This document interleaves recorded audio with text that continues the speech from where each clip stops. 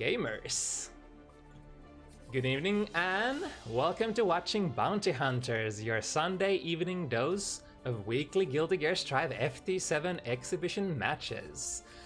For the next couple of hours, we'll have 7 matches lined up ranging across all skill tiers from all over the Europe. As per usual, I'm kyuukei and I'll be joined again today by a voice from the Portuguese community, Lurkers. Hello. Hi, hi. Gosh, what a lineup we have for this week. The quality of matches tonight is gonna be nothing short of top notch.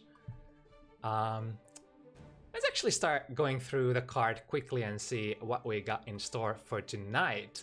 So immediately we're gonna be dropping some heavy bombs as arguably the current top 2 competitors from Finland go head to head. We've got Shady, the man with more characters played at high level than you can even count with your fingers. Arcrivo, EMEA, yeah, that's the word, EMEA finalist, placing I think 5th last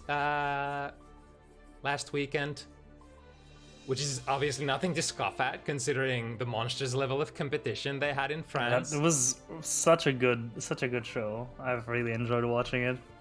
And what a grind. It really, like, when you have an event that, you know, lasts for that long time, you really gotta bring sort of your A game as far as endurance goes as well. It's not... Yeah, the mental fortitude required for people to sit down at these big events, I have nothing but respect. As someone who, when I compete, you know, even on anything casual, even on just locally with friends, I get, you know, a little bit of the shake. When I've been here on Bounty Hunters, I get the even bigger shakes. I have nothing but respect for all of the people who go to these high level tournaments and put on such good gameplay.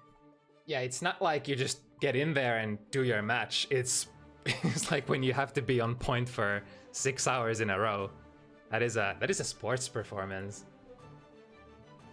Yeah, especially for anything with the multi-day events, you know, anyone who's going to be going to EVO, which is soon-ish, you know, that's the big leagues. And even if it is an open tournament, it takes a lot of courage to just step up and be on a big stage like that.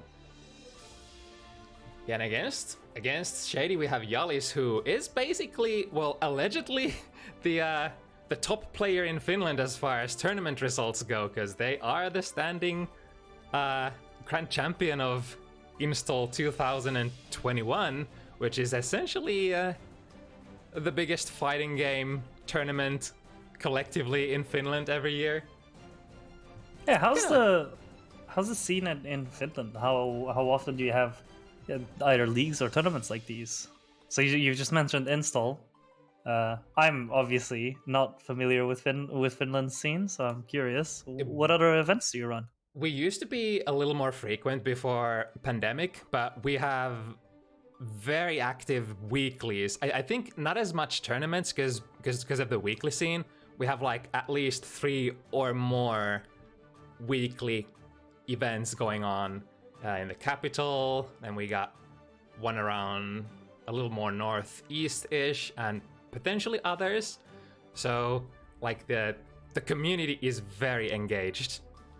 We used to run, like, I want to say from the top of my head, like maybe 3 big tournaments in Exert per year.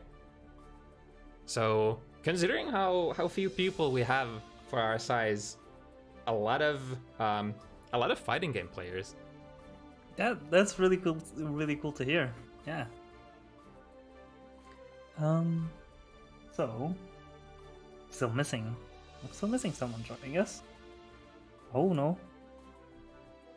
But in addition to that, we also got the very, very waited for Dr. Toni versus Tonydatguy. Finally, the Faust mirror. I am so excited for that one. Not only to determine who's the better Faust player, but who is worthy of taking the the initial T home. Yeah, I'm fairly sure whoever loses this match would have to legally change their name, you know? Yeah, I mean, we don't make the rules, you know? Yeah, exactly. It's it's just the way these things are. I've heard from a fellow Scottish gentleman that there can in fact only be one. That's what they say. Also, Radune versus Snoopy tonight. The wild man Radune himself, or the showman. Snoopy, pretty much a first-time face here on Bounty Hunters. And I think they're from Portugal, yes. They indeed. are, yeah. A Potemkin player from Portugal. I haven't had the pleasure to see him play much, so this will be a first. But I have heard that this is a pot that flicks, and I've heard a lot of terrified players coming out of sets with Snoopy, so I'm just excited to see this. And I see Radune being nervous about playing against Pot, Chad, and I am extending my sympathy, but hopefully it'll be just a solid match. Also, oh man, after this point, we got AgguBaggu again versus Javichu Kai. It's been a while since I've seen Javichu Kai play, and that's gotta be a super good one. Aggu has been surfing through a lot of characters, but now I think finally finding like their rightful place at the top with Baiken. And Yeah, I think this is their third week here in Bounty Hunters with Baiken, right? Yep, If I'm pretty not much. mistaken. So that's definitely, you know, showing that they're putting in the work and actually playing the character. And the results are finally starting to show. Yeah, really making that Bounty Hunters tier list change up. I love the tier list. It's like fun little thing, especially when you post it out of context to somebody. It's like, wait, what the fuck are these tiers? I need to find the one after, because I think that would be a good thing to have at hand. Is let's look at this tier list and let's see how it affects our perceptions. I just found it. So, you know, we've got two A-tier characters on the first matchup here.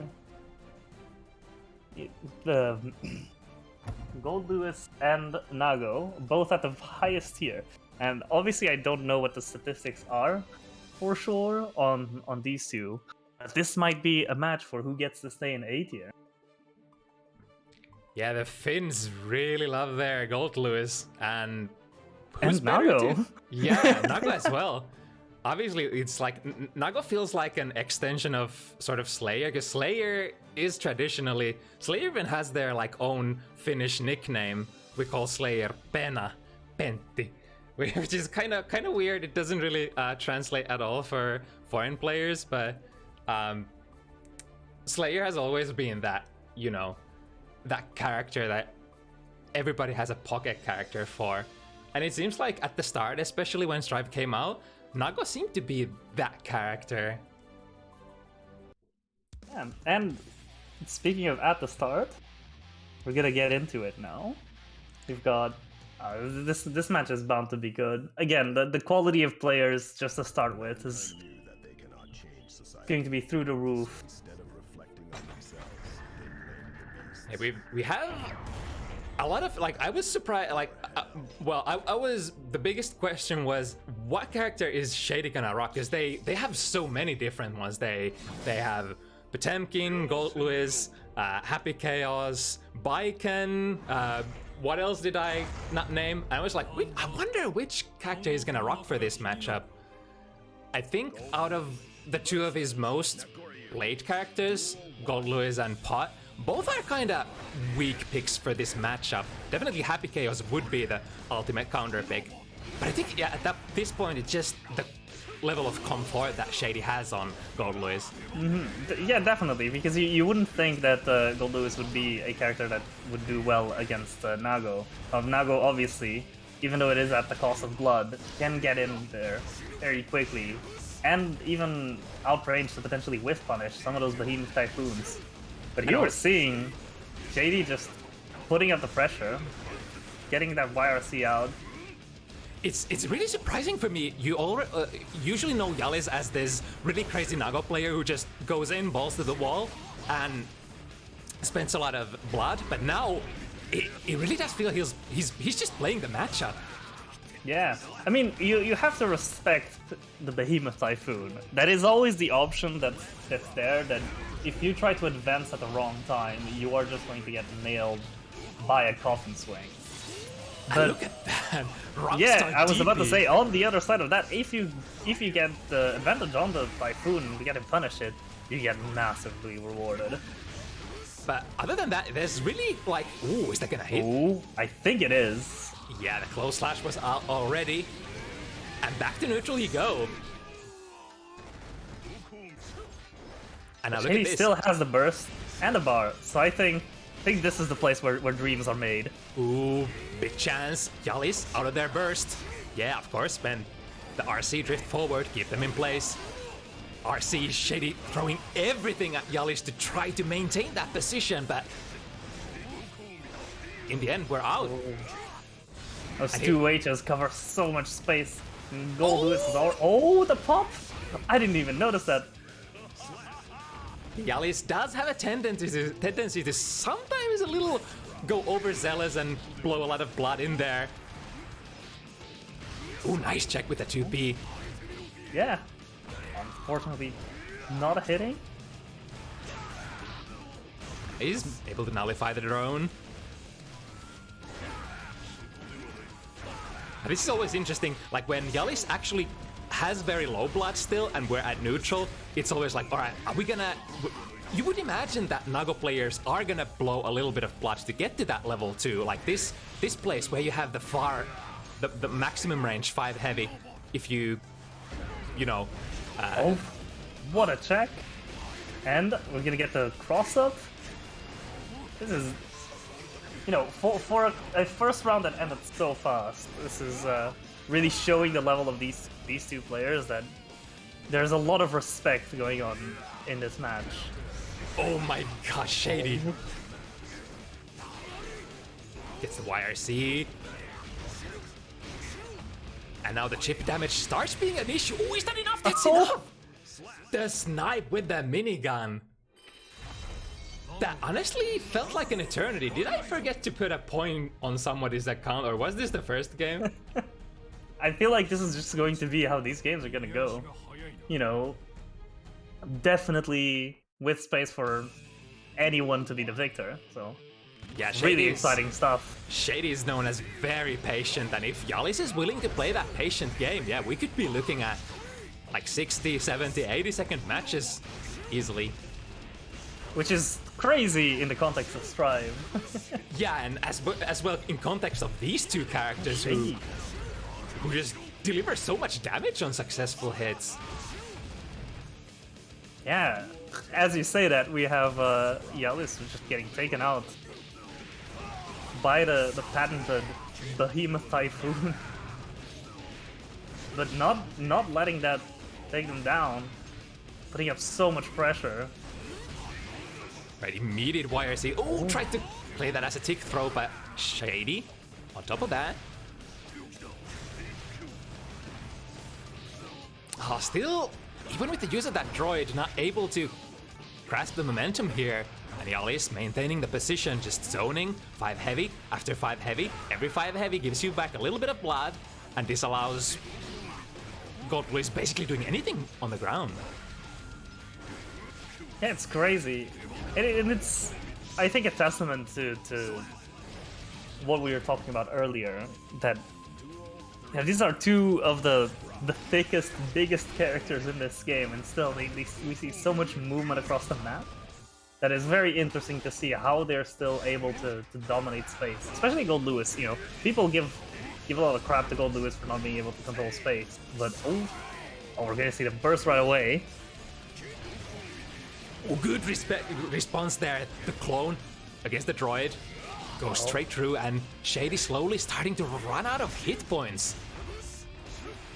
Good use of FD. Unfortunately, Jalis is doing such a good job at maintaining space, you know, staying in that kind of dead zone where you're, yeah, exactly, where you're able to hit with 2-8 or 5-8, denying Gold Lewis approaching, or even hitting with one of those far-reaching moves. And the awareness and responses to the drones have been really good as well.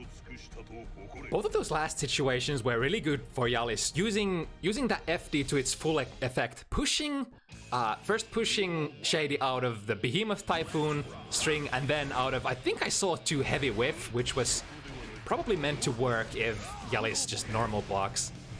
But FD just does a lot of work against Gold Lewis in defense. Finds the hit and able to actually convert that, prompting an immediate burst from Jalis. Yeah, oh, the BRC. Jalis really Very close to popping. able to sustain this time though, not going over the line. I wonder if there was any hesitation there on Jalis' part, that, you know, Shady was able to see the opening, you know. Oh, I know that they're in range of popping. They're not gonna want to do anything risky. I'm just gonna go in. Ooh, but whiffing those 2 heavies kinda dangerous. Both these characters with their heavy buttons have a lot of whiff recovery. Oh. Unfortunately too far to get anything off of that, but we'll just start a big chain pressure. Right, good challenge. And gets the 2 heavy. Builds enough real estate, and now we're out. But for how long? Immediate burst there. Jalis. The burst is out. Jalis is in a very difficult position. Yeah, if even Shady... if they win here. Ah, it's the minigun again. A lot of gold losers you will find out in the wild won't really use the minigun. It is a big commitment to use, but you know, when you know where to use it, it pays off so well. Yeah, it's like full screen. It doesn't really get you like clean Oki or anything. It feels like your primary reward is the damage. So it kind of suits when you're trying to close out the round. Because if you can consider like all the things that you can spend that security level on, I think the drone is way better for approaching. If you manage to get it out, that is. Yeah, and again, this is where the knowledge of the character you're playing against, the situation you're in, really comes into play. Oh, Jalis getting in really close with the pop, having to spend burst, but unfortunately, yeah. Oh my definitely goodness. kills. Big blaze from Shady. Even Nago's health will not save you from that many hits from Gold Lewis, unfortunately. It is the reality of life. That man will swing his coffin, and you will take a lot of damage. Ooh, nice. Keeping the airways clear. Lands the hit and able to pick it up. Big position for Shady. The wall kind of bailing off Jalis this time, getting a very early wall break, but it only did so much for Jalis. Sometimes it really does feel like that coffin swings way too fast. It was an interesting offense as well, combining with the drone and then going in with the air coffin. Who gets the gold burst? Pushing Shady towards the corner, but this position is so comfortable for Shady. Once again, finds the far slash, and so the momentum shifts. Ooh, nice usage of FD again. I think that low coffin just like, if there's any FD applied, it's never gonna hit. Is this just going to kill right away? Yeah. Oof. Unfortunate. Yeah, if somebody, Shady will definitely be on top of the blood situation, and with the Gold Lewis damage and the long combos, if Shady has 50, anytime Jalis goes bust is probably a kill, even from full health. And that's how it should be. That's the one intended weakness of Nago. Nago is a very, very strong character, but you're supposed to die immediately if you go over the line and pop. And I feel like a lot of players are letting Nago players sort of are going very soft on Nago players and not getting the maximum punishes whenever they can. Shady so far hasn't missed a single one. Yeah, playing very patiently. I feel like Shady has measured up the way Jalis is playing and just allowing them to have the space they think they want, only to then, as soon as there is an opening, just slip up. There's the field. Ooh, that was well placed. What a punish! And respecting that drone. I think that is the very unfortunate thing for Jalis in this case, is that the drone does not disappear if you... Still a lot of damage if you do hit Gold Lewis. Yeah, but I think it's there's a classic Nago round start. Oh, Gets the burst. It's Jalis who's baiting it. But Shady is building meter. Just willing to stand in there. And those are so hard to challenge, yeah. Yeah. With Nago, sometimes you don't even need to hit. You just need to be swinging at the air, challenging your opponent to come at you. And if they don't, they're in a bad position. They're in the corner. And if they do, you can, you know, do your best to punish them. I think as long as you don't whiff too heavy from Nago, a lot of the buttons are very, very, you know, hard to advance on, even on whiff. Especially with the right spacing, but here is... Oh! Small chance still for Jalis. Needs a very big hit though. Like if Shady gets any sort of pressure going, it's over. Yeah, there we go. Yeah. Challenge. A crouching punch. You know, 2P is usually such a small button, but for Gold Lewis it still will do a fair hit. And Gold Lewis is so big, it checks a lot of things that you wouldn't think. Yeah, it's that one good button, I want to say. It reaches a little bit further than your most 2Ps, and it is a 5-frame button. Oh! Interesting combo choice. I think Shady was trying to go for the guts crush there. But again, the wall sort of bailing out Jalis on... Oh, yeah. Fukio forward is very violent. If you do it, especially if you do it that close up. Yeah. Like, that was a very, like, risky range there. There wasn't a whole lot that Jalis, if he mixes that up with back Fukio, I think he's not gonna reach Shady very easily. So Shady, being a Nago player themselves, being like, all right, you're probably committing. I'll press button and get you. Yeah, and here it is. The Gold Lewis loops. It is unfortunate. There's very... I don't even... Oh, wait, we've got a gold burst, but unfortunately, still going to get hit. Oh! Oh! Very expensive, but it gets the job done. And I wonder, last time... Oh, respecting the burst. Last time Shady burst immediately, and now... it's going for the hard bait. Good read. Oh? And seals the deal with an RC. That's going to be it. Mwah. Shady really putting through the conditioning and capitalizing off of it. Ooh, this is big though. That's the round start DP position. Yeah, Shady feeling like that was still worth the burst, even though you lost 30 or 40% of your life. And we're once again in this position. We keep coming back to this, where Jalis has got Shady in the corner, but this time will find a hit. Doesn't break the wall off of it, but deals so much damage. Actually, there we go. My words, there it is. I wanted to say rare footage that Jalis actually finds the hit. I think, like, Jalis, even though they've been very patient and like being willing to, you know, stand far away and just keep Shady in the corner, eventually Jalis seems like they are committing, and Shady is just patiently waiting for that commitment. That forward Fukio, that jump, anything that they can take advantage of instead of, you know, doing something really crazy and risky. Oh, the button check. Move the momentum onto Shady being on the offensive. And this really works both ways. Nago, oh, like, having a lot of difficulties challenging this. Finally finds a small hit. Hammering away. The ship damage is a real issue here. Oh, what's that it? Holy...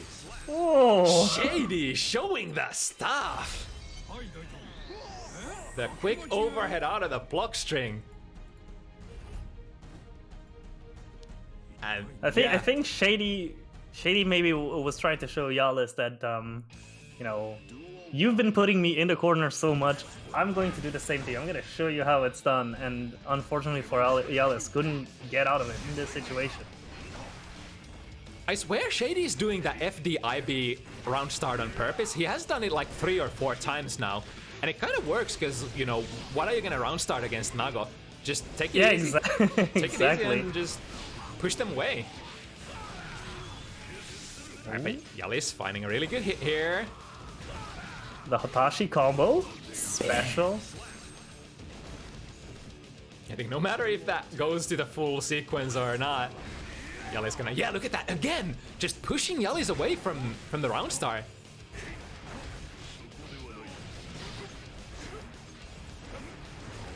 And again in the corner, Jalis finds a hit! Finding the hit. Cutting into Once the again. super really fast. It's gonna give Jalis decent amount of blood back. Jalis is still in very big danger of burst popping here. Patient with it. It's going in. Yeah, He's got plenty of blood to spare now. It was probably the last possible position where Shady is able to use the burst. Yeah. Damn. Good Closes play. it out. I feel like we're seeing Jalis now adapt to the ways that Shady's been getting out of the corner and capitalizing on it. You know, no longer will they just allow themselves to lose when they're putting, you know, Jalis has been putting themselves in such a advantageous position so consistently, taking Shady over to the corner. Ooh. Another blocked gold burst. That has to hurt. But one in, and it's completely opposite. Yeah. Wow, that was basically like two combo strings and 100% of Nago's life. Damn, Shady sitting on a set point here. Again, checking the forward, Fukyo. Oh, gets the backdash, that's big. Shady marching towards the victory. The 5th place in EMEA, Arc Rival finalist, Shady from Finland. One of the most deadliest Gold Louis players. Not looking to give up at all. But Jalis isn't just going to let us end like that. Oh no. I think Jalis actually had to burst that. Yeah, full no, sequence. that is still the smartest thing to do there, but it's unfortunate that the burst has to go like this. But oh, And again, of course, it's the 2P. The 2P has been the emblematic move of this matchup. yeah, that's like So many buttons got checked from it. one of the most common ways for Shady to just reverse the momentum was just sit there, wait for the forward Fukyo. As soon as you see the forward Fukyo coming, 2P, take it home. Yeah, just strong plays all around.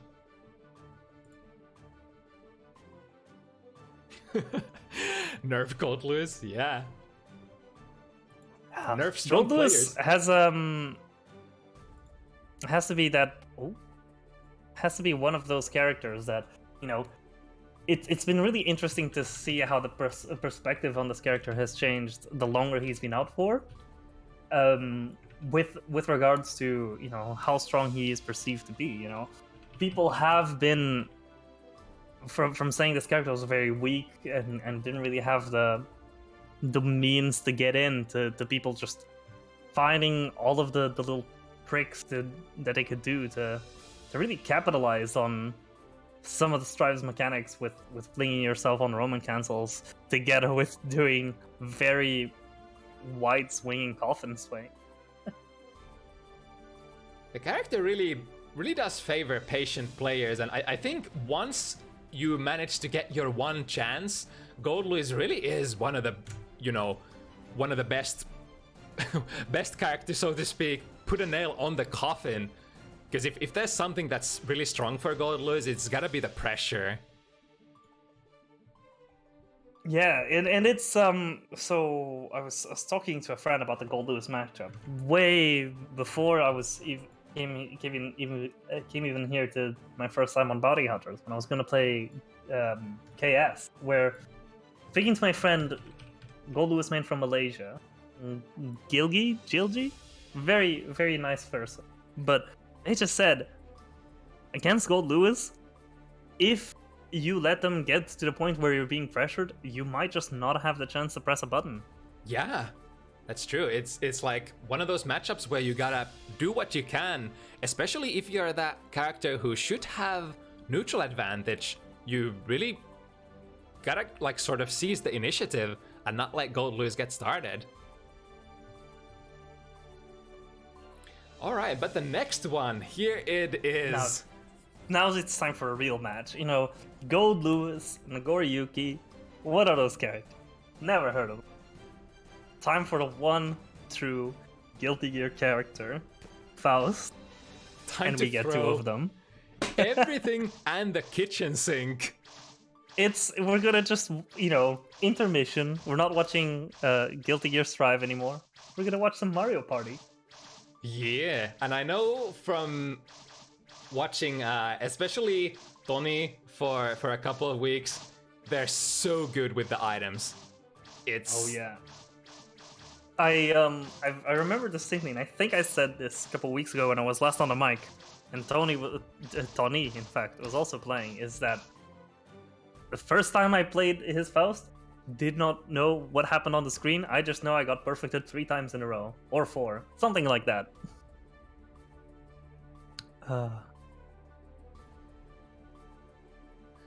I think as far as numbers go, one common nominator for these players is they've both played against KS Gold Lewis. And I think Toni came out of that matchup victorious. I forgot how Tonydatguy did. But I think it's remember as well. It's probably no secret that that Dr. Toni is gonna go into this matchup as sort of the probably a little bit of a favorite to win. Well, you know, I have to at least in part be biased to my local boy. You know, unfortunately, not to be the biased commentator, but you know, this guy lives near me. But So- I still just want to see some fun gameplay from these 9-foot tall doctors. And this is probably the first time I see the mirror match. It really isn't something you will see often. This will require a lot of, because I mean the items are not color coded or anything either. Yeah, so it's all about just even more awareness than normal from these players. Oh, that was So we kind of have- cool. RC jump over the horde. A smack. Will Toni grabs his own horn, goes into Toni. Nice, gets the punish. Tonydatguy's time to show what we got. Oh, that's an interesting interaction. Yeah, wait, that is yeah. Your afro is burning and you can throw it off? My god! Who would have thought? I mean, it's intuitive, kinda, once you think about it. Oh, Oh, wait! Oh. The jump 2K hit in a weird way. Was actually going towards the mid-screen there. Alright, so making mental note for myself, the green Faust, Dr. Toni. Toni, and orange Faust is Toni.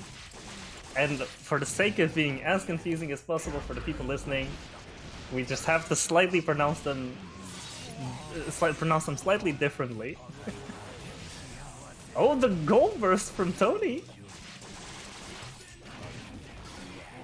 Alright, here we go. Oh, nice. Oh. Oh, ready to challenge.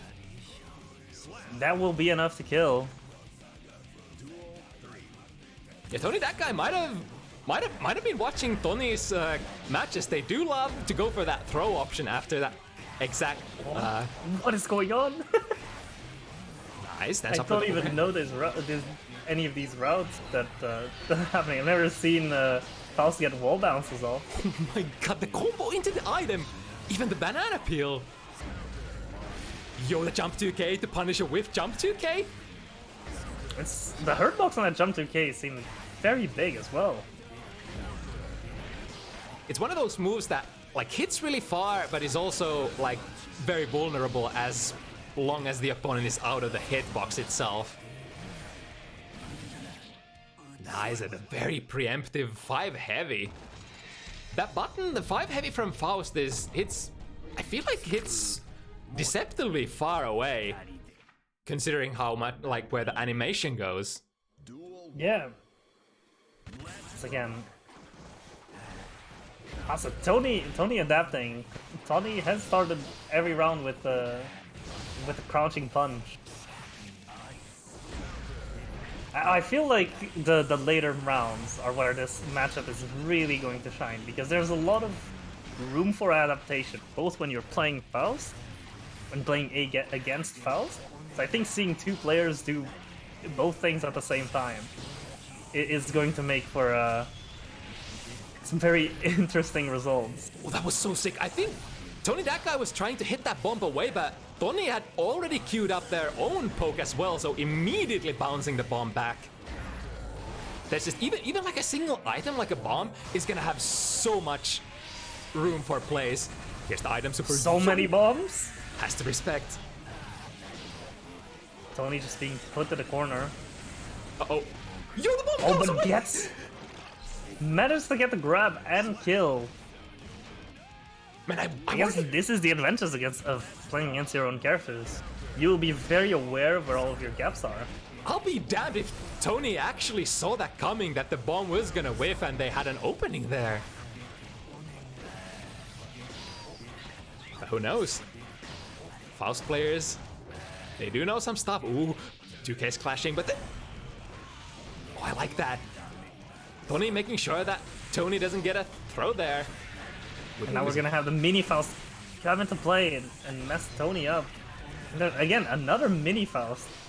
It's increasing the number of Fausts on the screen dramatically. It's so smart as well. Running under the teleport, you rarely see people sort of playing it like that. Just committing to the dash. Depending on the spacing, committing to your forward dash is a very good option against Faust. Against jump 2K, against bomb throws, against a lot of incoming stuff. But if it's spaced like that, it's gonna be... That jumping kick is very good. The old fable, the good old drill. Oh, the wave punish with 6 heavy. I do wonder, so in this matchup, in this very specific situation, you know, how much do you mind actually getting the Afro on you, or do you actively want to have the Afro over your opponent, you know? Yeah, that's a good question, because like, especially in this matchup where both characters can utilize, like, even if you're wearing it or even if you're like sort of not wearing it, it's, I guess if you can pull off like a block string tight, you want the opponent to have it, but otherwise it's probably at neutral, it's favorable to have it yourself. All these crow cancels, all these crow setups are really good though. Both of the players using them to traverse the screen and play off of what the other one is doing as much as possible. And also I want to note the little moment we had there of Toni getting hit by the command grab and being mindful of the banana peel that he had thrown, that Toni would have to jump over to get a meaty on him that allowed him to get a wake-up grab off. I swear there are like dozens of these small things that you just can't see as an observer, especially if you don't have like extensive knowledge of Faust. There's just so much happening on the screen at once. Respecting the burst, but still will get the kill.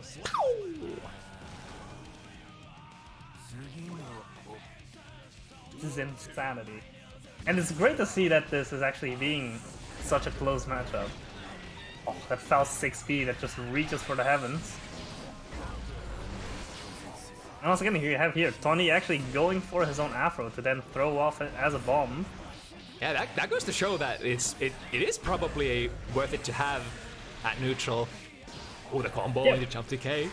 When you're from the little that I've known of what you should be doing when playing Faust, I know that it is advantageous then, if your opponent is very mindful of the Afro, that you should be going for it, because again, that upgraded bomb, the bomb head is still a very good tool to have. And so in this matchup, I think it's doubly so that wait, yeah, that is Toni that got that grab. I had to double check for a second. Right, getting the lead 2-1. Duel 1. Let's rock. Once again with the 6B that reaches for the heavens. Ooh, bombs from both sides. Oh, go both into boss bomb. getting hit. Again. Fast gameplay. I think this is like this is an actual Two chess horns match. back to back. Oh, but the horde putting Toni in a block stun, so couldn't get the command grab. And again, another crow setup. Oh, that was interesting. I think that might have been a burst bait. Toni pausing there after landing for quite a few frames before actually going for the strike. Nice. I feel like not a single 6 heavy has been landed so far. Goes to show how much, you know. Oh, wait, that's Toni that got that grab. Oh, nice. Combo with the bomb. And a punish. Get the wall break. Get the positive bonus, but the crouching That's piece 2 clashing. Ps? Yeah, Faust 2P has always been like a very interesting button. It's not a really standard crouching jab. It's more of like it reminds you really like a 2S from many characters instead. Yeah, it's really going for your ankles there. Has very decent range, can be used. And again, whoa, Toni with the awareness, seeing the gap after the crow goes behind him and getting the grab off of it. Beautiful. I think we need to get this match again, but with both of these players' brains connected to some sort of scanning machine and seeing all the neurons light up as items show up. I swear, this is like the true 200 IQ matchup of the game. Oh, just trading 6 heavies. Who gets the better item to go with it first? Oh, but it's gonna explode, unfortunately. Wow. wow. Wait, what? Who says a command grab wins against a regular grab? Oh, the horde kind of screwing up that combo a little. And Toni getting to again, seeing this gap. We've got both of these players extremely in tune with where the gaps in their own strings are. When they are used against them, they get to just throw out that grab. Ooh, it's airborne, so it doesn't get punished per se. Ooh, missing 5D on the hammer. I think that was a minion Faust on each side. Oh, nice combo. Coming off of it, but I feel like it threw off where Toni was trying to go hit. And again, that 6B is so wide-reaching. Right, what's it gonna be? Just command grab. Wait, how did that work? Trying to give Toni a taste of his own medicine. Oh, nice. Those 2 hammers. They say, just, you know, item super, definitely Faust's best super if you do get the items that you need. You got opponent in the air, hammers. You can do 90% of most characters' health bars by getting only hammers in that super. So it is a good super. Mm-hmm. And even if you don't So get the many hammers, horns. yeah, that bomb back. The bouncing back. That's like, what do you do against that? If it's like better than the security drone level 3 from Goldblue is, it feels like. It's just Well, one I of do those. feel like Faust would be a character that has enough air mobility to really go over it. Right. But I think it's also the awareness to be able to. It's like that's. See that? Just Yo, goes lead over it. Oh, nice. Judges the position perfectly. I think this time not able to be in a range where they get the throw, but checking with 5B, that's all that Toni needed.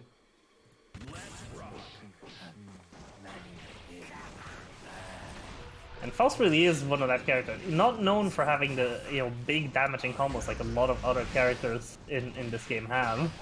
So having to play off of these individual interactions a lot and knowing how to be aware of them is very valuable. Yeah. I feel like Faust, like, if you get the good items to go with your combos, you can do some decent damage, but those are... Toni whiffing the grab. Toni failing to punish, and then Toni manages to get another grab off of it. You know what? It's kind of obvious, but I think I just realized that depending on what normal you use, it's gonna determine like the trajectory of the bomb when you're trying to hit it off the ground. It feels like. Is that true? I think so. Because I saw... That feels like it would be true. I saw one of them like hitting a bomb that was behind them with 2K, and it just bounced like at a very weird angle. The off-screen bomb catching Toni off guard. I think the command grabs... Oh! Right. Toni going for the stylish finish. Was probably gonna finish, but make sure... Oh. Okay, Toni has the finger to match the 2P faster than the opponent.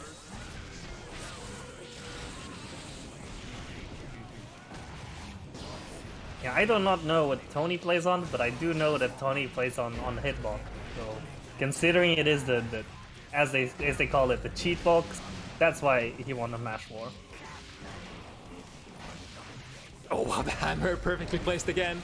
Has to RC this to stay safe. Ooh, first 6 heavy hitting.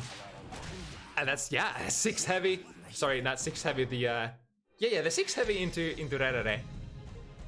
On counter hit. Big damage. Duel 1. That was Tonydatguy who took that, right? Yes. I'm pretty sure. I'm 99% sure. It was the orange, the orange mouse. Oh, yeah. The gold burst immediately uses it on a 100-meter item super. Oh, that was so brave! And unfortunately, wait, no, actually, that is working out in his favor. But now there's another 100-meter in play. But Toni seems to be more patient with his meter. Yeah, using it to apply pressure. Unfortunately, not going for the mean play of just throwing out more items. Which, you know what, I'm a bit disappointed by. Oh my goodness, yeah, the trajectory against the Afro bomb throw. And here we have Toni with 100-meter again. Nice, the back jump. That used to be like the most common way to play against teleport. No matter which teleport comes out, you just back jump and sort of go from there. Nice, is that gonna combo with the bomb? That is going to kill though. Yeah, it doesn't matter. We get that without.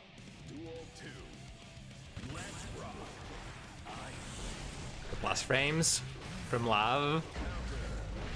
Ooh, nice. The momentum shifts. Here comes the meteors. That's one of the things you can't be, even though they throw a really good item, in that okay situation you can't, respect too much, because it's one of the most common ways for you to sort of threaten with a throw. Is like, alright, I threw meteors, I think you're gonna respect, I'll just throw you instead.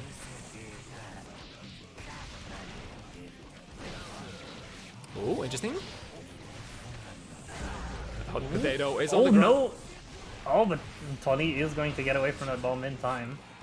Felt like he was locking himself there in place. Is this going to kill? It is. Was a good prediction from Tonydatguy that 2K worked as an anti-air, but unfortunately, very weird angle, not able to hit confirm it properly. Duel 1. Also, we need to go back into this VOD and look at how many times people are getting grabbed. Oh, only half of a bar of items. Oh, wait a Toni second. just respecting a bit too much. I feel like it's the amount of wake-up grabs that have been happening. Toni was trying to keep a safe distance to not let himself get grabbed again. But unfortunately, Toni just goes for a wake-up button instead. Now we have 100-meter on Toni's side. Does this kill? No, it's not a combo. But are we gonna get a rough pressure sequence Nice, good block and the punish on 5D. with the command grab. Tried to go for the instant overhead, but Oh, Toni is ready. punishing the head throw. Which side? What? Wait, Toni escapes with the teleport of their own. How? The balls to go for that? I mean, I guess that works out because, like, if you will teleport out of the screen for a moment. Oh, here we go. Oh no! Yeah, I think that the Toni didn't want to respect the moment and got punished for it. the boss man option is to, you know, whenever you clash, you get a considerable amount of meter. Even after like 3 or 4 clashes, they have 50. So the boss man option is to cancel into the super, I think. I'm sure we still have time in this set to see this. Yeah, there's no way they're not gonna be round starting with 2P again. You say that, but we've seen this match go from both of them round starting with 2K into them adapting, going for 6Ps and even just neutral jumps backwards, into now going back to 2K. I wonder is... Wow, that jump heavy hit from behind, really? That jump heavy is known for its forward reaching hitbox, but that's guilty gear. Oh, the gold burst. We've got items. And a crow. Damn, Toni really wanting to put more rounds on the board. Not allowing himself to so easily be deemed as the inferior Toni. In that jump 2K versus jump 2K situation, I think that the Faust player who is higher up in the air is usually gonna take it, because it is a very low raging hitbox, that jump 2K. Yeah. Again, good prediction there. Backdash. That's gonna be a really nice combo. Oof. Ooh, Doesn't get finish. the wall break. Maybe he held it for too long. Nice brave dash. Now, oh, but gets reversal throwed once again. Straight into the bomb. You had to burst that. That was gonna be a kill. Nice. The scarecrow going over. Toni gets the burst out of the way. Ooh, and he gets it. He gets it. Oh, Call Michael Bay right now. The perfect combo with the bomb. Toni, that guy. Duel 1. what a match. What a of the- set. Holy shit.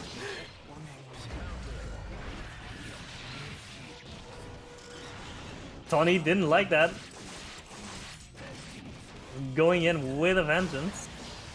But Toni immediately getting a gold burst and a So lot many of bombs. bombs.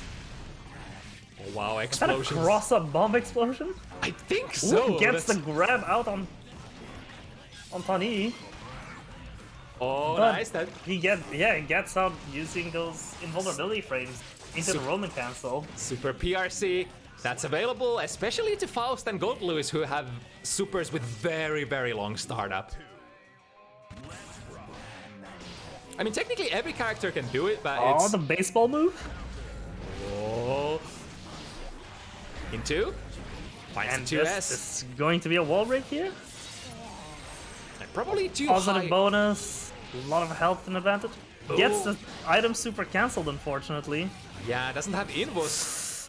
Oh, that was an unfortunate burst. Now Dr. Toni, first to arrive to 6 points. Mankind. Duel 1. The rounds have been very, very even, so there's... There's a lot of room for this match to still go into some crazy directions.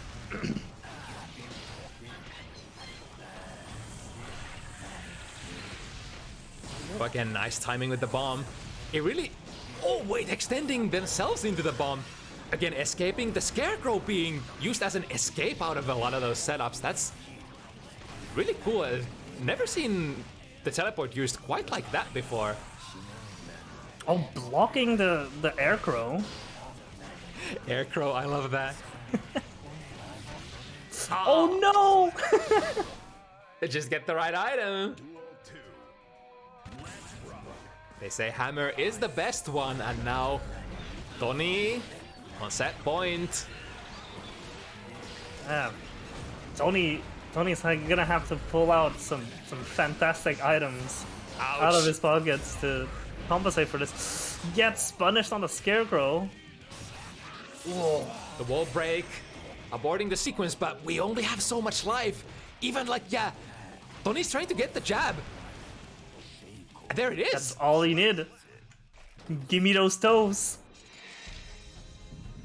You know, that's like a big problem for Faust. A lot of his BP buttons are pretty good, I want to say, but don't lead into much. But in that situation, when you only need one more, why would you do anything else? And there we go. We have officially determined who is the stronger Toni. And Toni, I'm sorry, but the rules are have to legally change your name now. That's how it is. Okay, and we have our next competitors already ready to go. I mean, of course, Radune, Leo from Sweden, Snoopy Potemkin from Portugal. I'm excited for this. You know, I love watching... Potemkin's one of those characters that I love watching be played, detest watching it be played against me. So, Big Snoop versus Radune. This is gonna be fun. Such a good matchup as well. It's like both of these characters don't want to do that neutral stuff too much. Just being in your opponent's face is the best place for both of these characters. Creates a lot of really interesting dynamics. Yeah, especially Radune's style is always very much in your face. So I wonder how this is going to play out in the Potemkin matchup. Whoa. Go. Use the super. Oh, the armor actually protecting Is that against enough? the DP. Oh, there are more DPs, but Snoopy with that awareness on the back turns, just grabbing.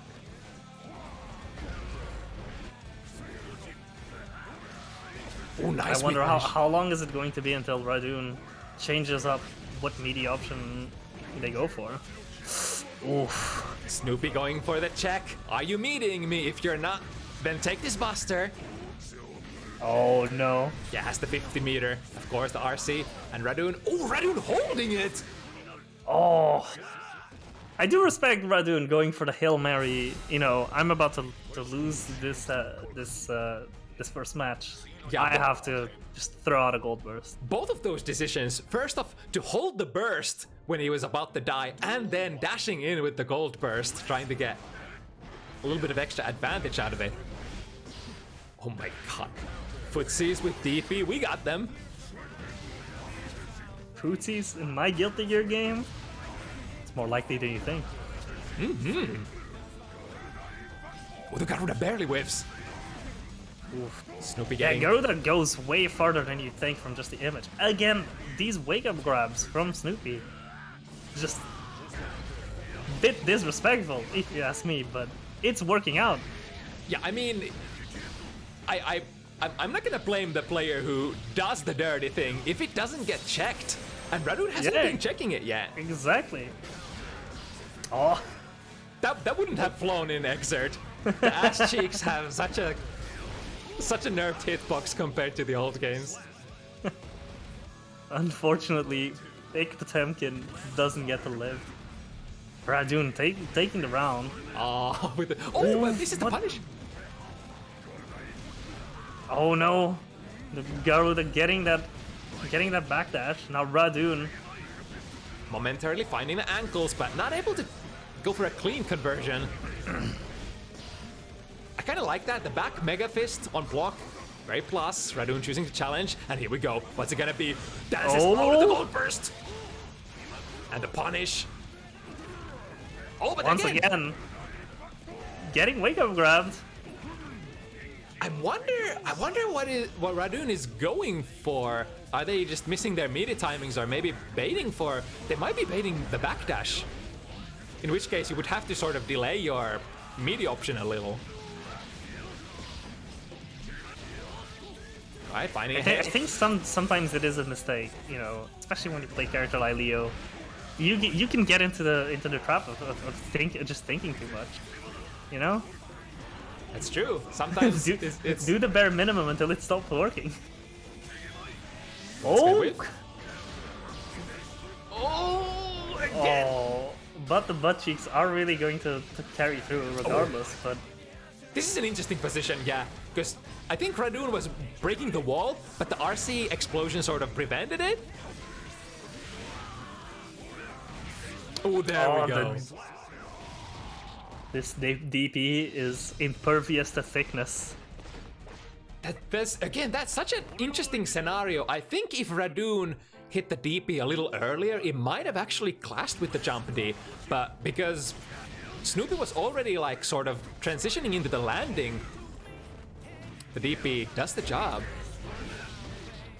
Oof. Now, once again, we've got the corner pressures. Oh, the backdash into the grab. And there you go, the Garuda's in the corner.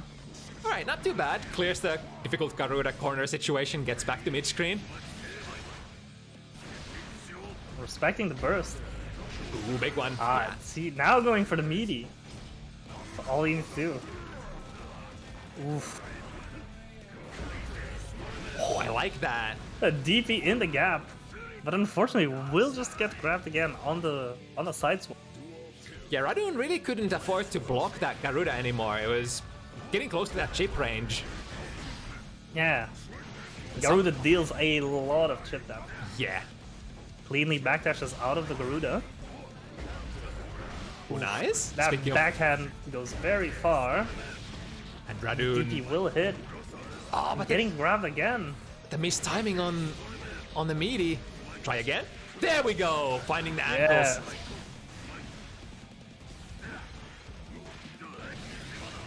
Getting the grab. Right. Canceling into combo. Breaking the wall will get himself in the positive bonus. But look at this. So much meter for Snoopy. Oh. I swear, Radune, the first priority when you whiff the 2D is gotta be. He's already charging. That's a good check. Will go and take a round, evening things out. Oh, I saw the throw whiff animation. I think that was one of the rare scenarios where like you think you were gonna get the throw, but there's like a frame or two where if you just hit the throw during that one particular frame, it's not gonna work out, even though it should. Finding the overhead. Yeah, has to use the burst. Still advantageous for Radune. Oh, unfortunately gets hit by the Mega Fist, forced to burst himself. A good momentum Snoopy has a lot of meter here. Uh-oh. Radune is dead. Yeah? Yeah. RC forward. Oh. I say that, but somehow, Radune is really going to the last second.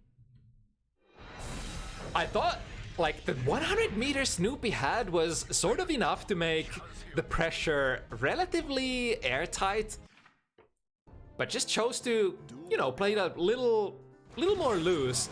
I guess waiting for Radune to throw out those DPs, which was actually like one of the few things that Radune could have done. There's actually so much RPS going in here. Oh my god, the back Mega Fist evading that hitbox. So, such a despicable move on. It does a lot of work, especially in the corner. But Radune still not gonna let that put him down. Trying to get the wall break. Nice, the back It's turn. going to be back to a neutral position. Whoa. Both players going for the throw. And now Radune with the position has so much meter. Yeah, I mean there's no way. Again, Very difficult to block those strings. the same situation from the last game reversed. It's like on Strive, especially when you have the positive bonus going and you have meter and you're pressuring the opponent, it's such an impossible task to get out of that. Oh, nice, good escape. Oh, the side swap. It's Radune I'm landing. just going for it, trying to do as much damage as possible. Oh! If Radune manages to still force, at the very least, a burst out here, I think this kills. or just win. No, it doesn't. The Potemkin's too thick. Oh. Yeah. Good play from Radune. Was getting really close to chip range as well. I think, again, it would have had to be, had to have been like a flick or something to get out of that safely. And Radune evens it up 2 apiece. Duel 1. This is bound to be a good set. It's already being a good set. Nice, this time managed to land the throw. Ooh, the backdash. Snoopy Goes for the hard respecting bait. the burst. Yeah. I mean, it is a very common burst. 5Ds charged in this game deal. They're one of the most damaging combos universally. Immediate Pray your TP. hands emoji. Not gonna be enough. Uh-oh. Oh. Oh. Radune getting punished off of that super. But hey, even if you lose some, it is sort of installing that fear in the back of your mind. Yo, that clashed! Holy... I didn't even realize that such a thing could happen. Yeah, both, like, Garuda has so much no. disjoint. Snoopy's putting you in the corner, but Radune manages to get out, but still gets grabbed. Ooh, good save. Yeah. The late PRC. Oh, meaty Garuda. Ooh, just a tip. Ooh, Oh, that was very much the tip of the knuckles on a Mega Fist. that hit so far. You know, I hate Mega Fists. I hate both forward Mega Fist, I hate back Mega Fist. God damn that move. Even though they're, even on hit, they're kind of minus the forward Mega Fist, it's still so hard to deal with. Radune will get the grab. Momentarily catching the ankles, but... Nice again, the back Mega Fist. Copper Snoopy against the throw attempt. DP baited, but Radune has the meter to make it safe. Yeah, goes to the other side. Gets hit by the gold burst. Why was that a gold burst? I was like, Oh no! if that Heavenly would have actually caught the On gold the burst. flick! Ah, but R slash already active for Radune. It's that split-second decision you gotta go for when you see during your RC slowdown. See them kind of starting up something. Determining, is it active already? Again, the reversal throw. Locked 5D. Doesn't get punished for it, thankfully. But now Radune is... Never mind! I was about to say Radune is ready to apply some corner pressure, but Snoopy just, deciding that that's not the case. Into Garuda. Eat this Garuda. Oh! Good read. Ah, but I love that. Even though you're in a combo string, you're still ready for that, the Berserker slash reset.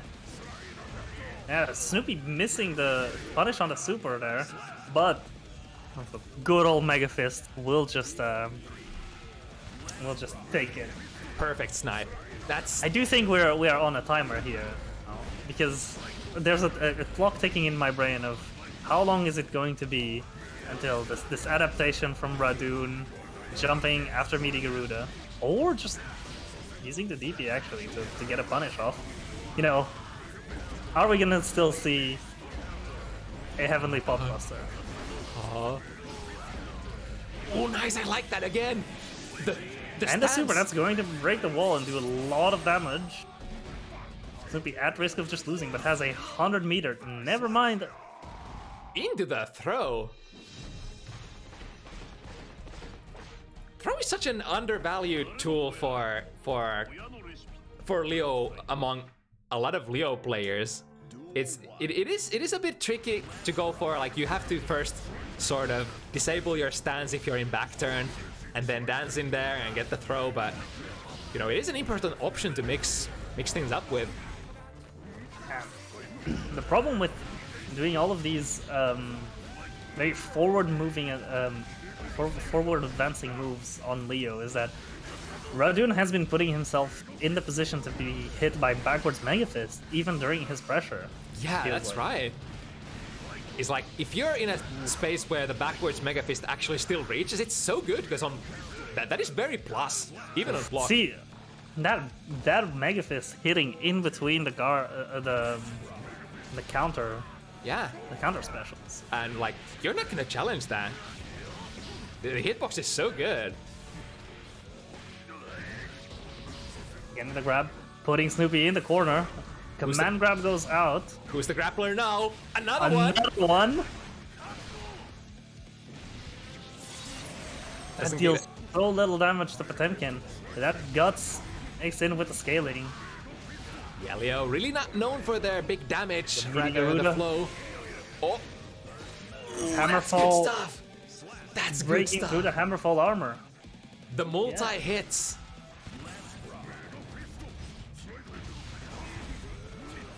Oh, forcing Snoopy to play more respectfully now.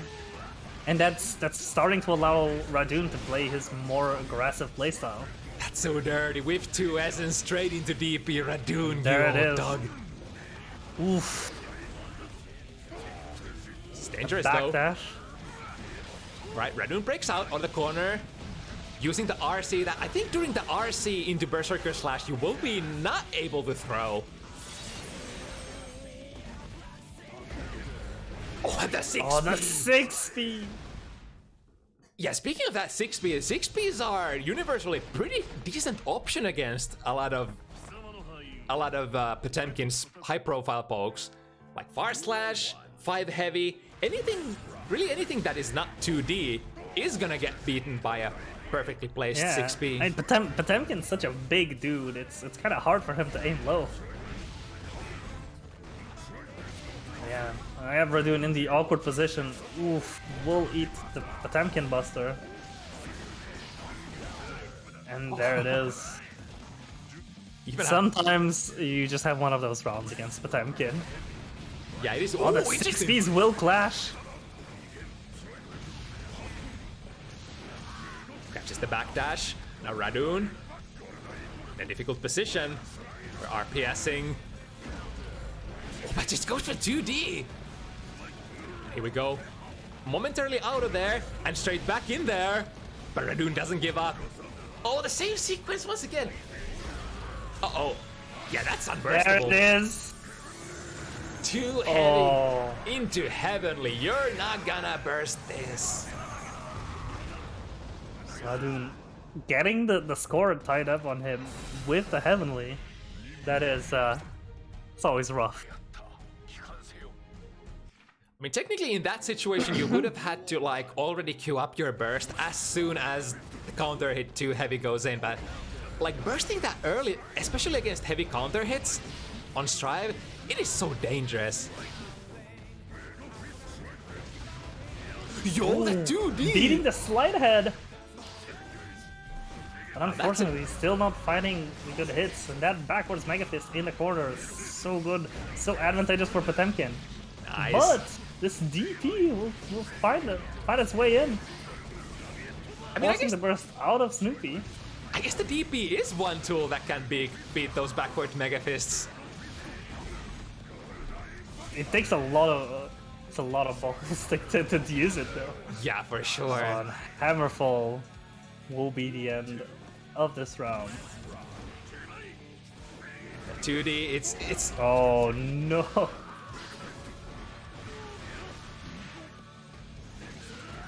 The 2D from Leo is such a unique tool because it is a low that sort of goes airborne. He's landing on the other side of Snoopy and a decent combo. We don't get the wall break, but that's sort of okay. Still able to especially if you can maintain pressure. And there we go, Radune's gonna start running the shit.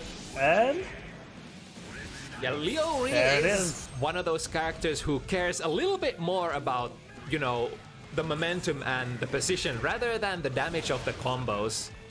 Also, is Radune seeing these backward Mega Fist round stocks and trying to 6p them? Yeah, I respect the courage. Into that big overhead. Yeah, I love that. That's the classic way of punishing jump D. Wait for it to land and punish the landing frames. Yeah. Oh, Again, cancel into the DP. seize the prey in the Stop skies. Stop going into the air, Potemkin. You are too heavy. Oh, chose to. Oof. I'm surprised that Radune chose to air dash there. I think the trajectory was perfect for reading the slide head. Maybe Radune was feeling like the spacing wasn't quite far enough to get a real big combo there. So Yeah, sometimes in live matches it's hard to judge those things, especially when you're so concerned about what a big character can do to you. yeah. Radune's just keep swapping sides. Now this is the Leo Playing gameplay. Snoopy. Yeah. Mess up with their thought process. Parnell Oh, the tail end, the active frames. Yo! gets grabbed out of the side swap. And both of these characters have a lot of meter to work with. Oh, is this going to break the wall already? It does. Yeah, reaches. So Radune has an Oki situation to play with. Wow. Oh no. Yeah, oh this one no. again. I think that should be enough. Because it's 2 hits. And the it's a heavenly. It deals a lot of damage. Yeah. And again, that would have been such a crazy decision to be queuing up the burst up already there.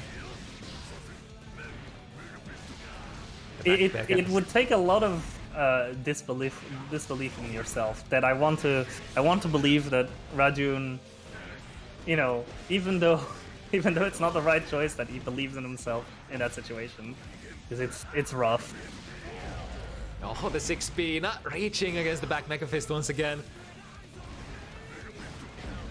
Oh, I like that. That's been one of the most consistent ways for Radune to deal with that back Mega Fist. Yeah. Just putting on that stance, walking forward. Oh my god, the RPS Radune. This is the Radune Yes. RPS. Ah, but alas. Snoopy going up to six matches won. I still respect that. You're like Radune, despite the situation, always is Radune. Just play your own game. Do the fancy stuff, do the risky stuff. Make them afraid. Make them play. Sometimes it doesn't work out, but so what? Yeah. And this isn't a being a wash at all. Like, he's seeing a lot of the correct interactions and being able to punish accordingly. It's just a bit of a problem of Potemkin's one of those characters you really cannot afford to make many mistakes again. Yeah. Whoa, going for that DP between the Garuda hits doesn't quite get it. Beautiful whiff punish there. Outside of the 2D range from Leo, just stick your 2B in there and get the punish. Alright, backdash out of there. Yeah. Oh, dashing Wow. into the PV. Snoopy wasn't reacting to that. That was premeditated. That was a hard call out.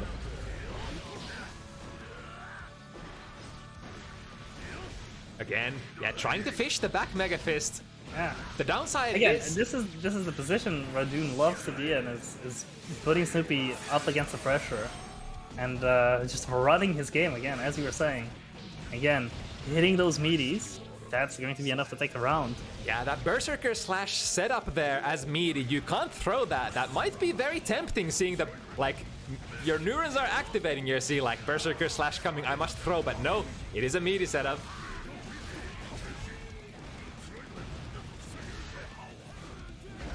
Oh, again.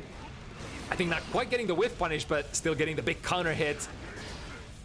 Snoopy, this is a set point situation, so Radune has to be very careful here. Uh-oh. And I think That's that gonna be has it. just taken it. Yeah. The back Mega Fist for the win. I feel like that's very emblematic of this match. But even still, that Radune really put up a fight, and especially for someone who was saying that wasn't confident in the Potemkin matchup earlier, that he still did a lot of good there, and did a lot of really good adaptations for what was tripping him up at the start. For sure. Speaking of being tripped up. And what a debut performance from Snoopy, taking out Radune, who is one of the like upper sort of like between their sort of pre-advanced tier, very strong player in their own right. Yeah. I was just looking in here. I wonder how this is going to change Potemkin's win rate in the tier list, because I was just looking at that right now. Seems like Potemkin's in B and Leo's in C. So I think it is safe to say, Radune, you can attribute this one to the tier list. It's just a bad matchup. But yeah, no, that was a still, you know, regardless of anything, that was a really good set. Yeah. Both players show a really good capacity for adapting to each other's game plan. And it led to some good ass guilty gear.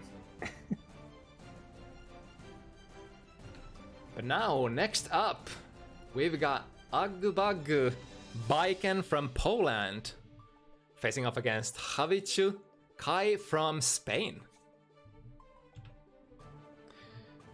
Is this... wait, I forgot if... I think Javichu has played at least once on Bounty Hunters before, but it's been a while. I need to double check if I can do it quickly before this match.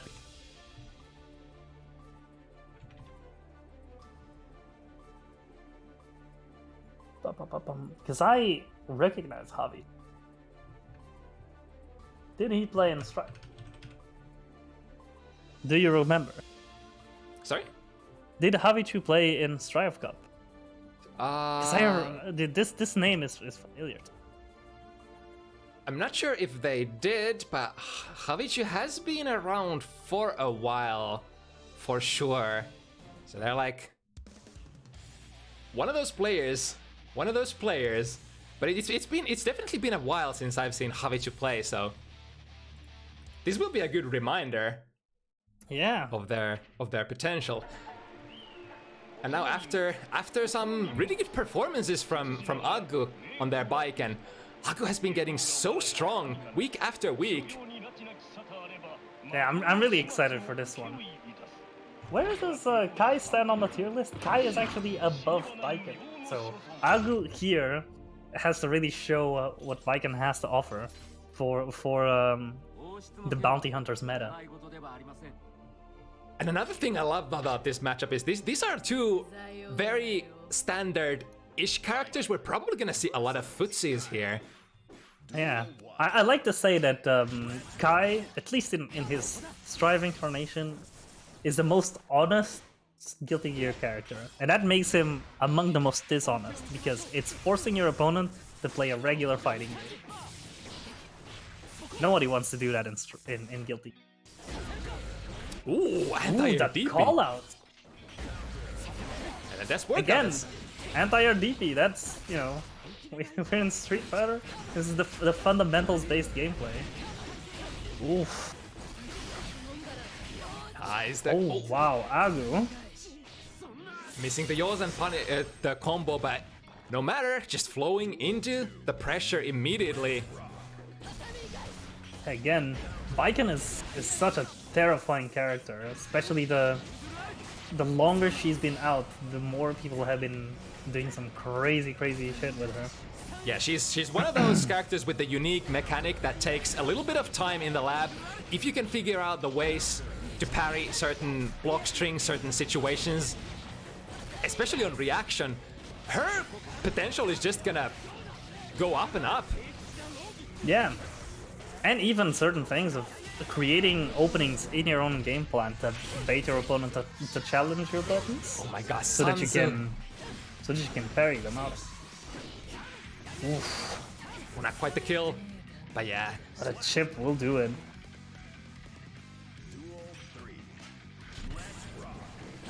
And interestingly, Baiken does have a lot of those, you know, sort of archaic footsie buttons like jump slash, 2S, buttons that are kind of hard to convert if you do it at perfect distance like Aggu just did.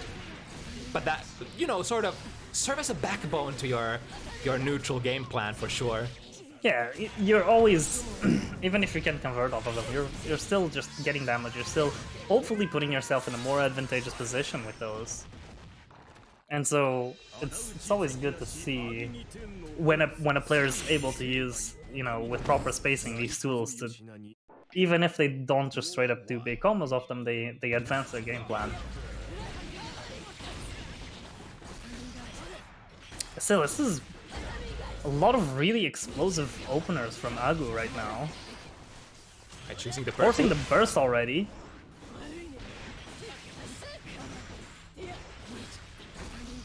Not giving Javi any room to breathe. Oh, will this be it?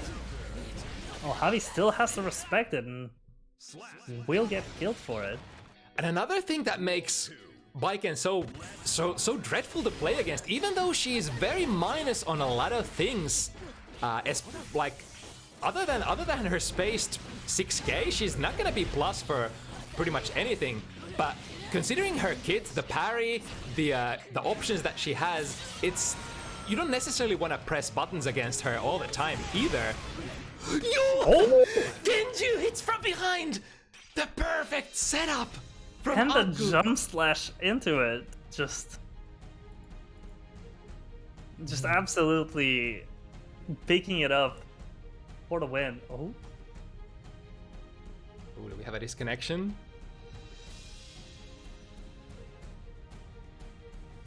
Clickety? Oh, someone seems to have been. Oh, I think they are playing without us. Unfortunately.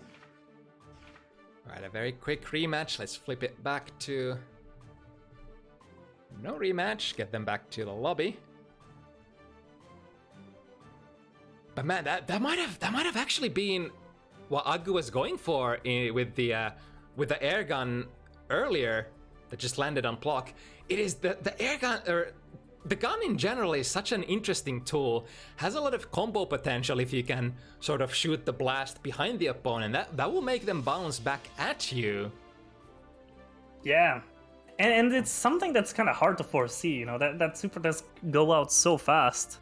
And, you know, being able to foresee that the enemy is just going to get hit by it it's not easy, it's not simple. And sometimes it just takes a little bit of luck, or for you to just properly guess. Not to mention the potential to sort of bait, the air gun to bait grounded anti-airs. You can sort of just give them an obvious jump in and say like, alright, anti-air this, and then you're gonna spend the 50 to fire the gun and just blow them out of their grounded anti-air. Yeah, it's a really interesting super. And also from what we appear to be seeing, it's fairly close. Javi is close to death.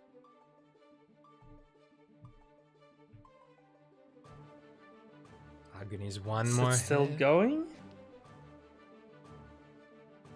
Oh, I wish I could have seen this round.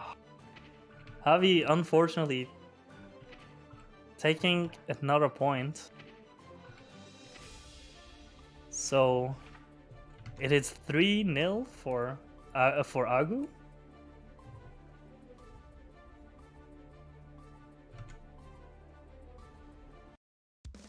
All right, let's go back. Let's see our honest footsies gameplay. More footsies. Footsies for the footsies god.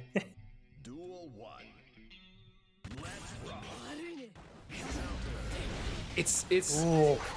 so surprising to see like Baiken just controlling the neutral so much.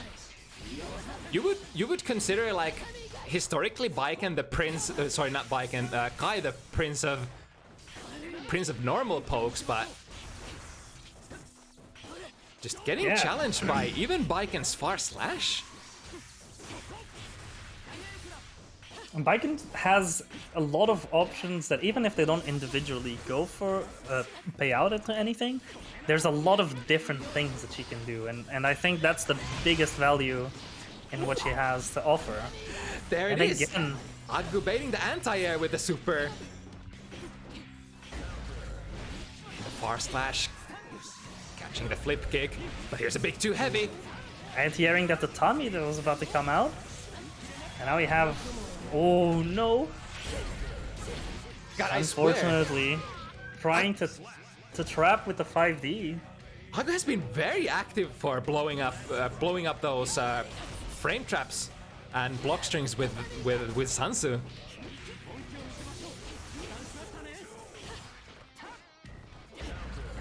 With 6P finally hits, now in the corner. Big chance for Javichu. Yeah, this is where Kai is going to shine. Gets the RTL. There we go. Damage, It's a knockdown. very positive situation. And not just because of the bonus. There we go. There it is. Alright, this is where the momentum shifts. With the frame trap. This is all just a download. Javi was just waiting on their internet to get going on.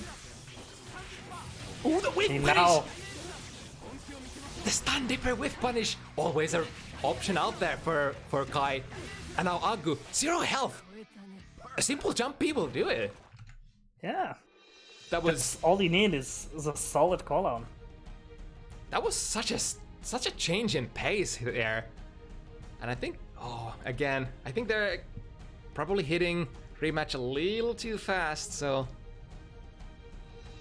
They're just eager to get back into it. Yeah, I mean, A understandable. bit too eager.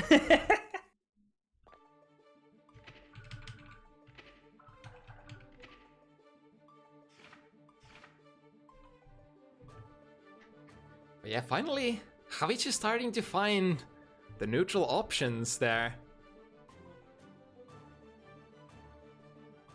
You still do have the superior range, the fireball, to control the horizontal game. And I think Baiken... Does Baiken too heavy go under like S fireballs? I don't think so. Or does I it? wouldn't think. It doesn't lower your hitbox by that much. I mean, it might. I might be completely wrong here. I see here Javi took a round, so that momentum really is playing out. I think Javi just needed to kind of understand what Aggu was in fact trying to do, and is now just, you know, bringing those honest footsies into play. Yeah, you know, we might do what Gamma suggested and just keep this one winner stays instead of rematch. Yeah. So Javi takes a second point now in a row. Alright, first one is a fluke. Second one is an adjustment. It's We now the have- download. Yeah. It's understandable needing... Javi needed just a couple of rounds to see what is up. Might be that Baiken is not like a matchup they play very often. But now, let's see how this develops. Aggu still has one extra round of buffer, or game of buffer to sit on to try to figure out a counter adjustment until it's even. I mean, the set will still go on after that.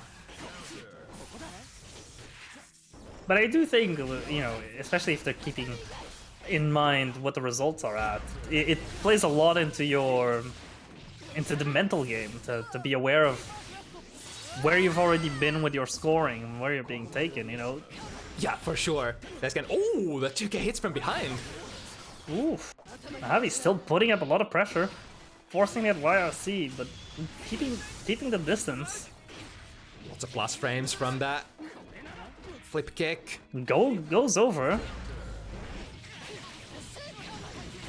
No RC to make this a kill. Here we go though. YRC, blow them back. This is in range of a simple hit confirm into RTL. And I feel like that might just be what Javi goes looking for. Never mind, is going to go for the entryway with the The heavy fireball. And the grab.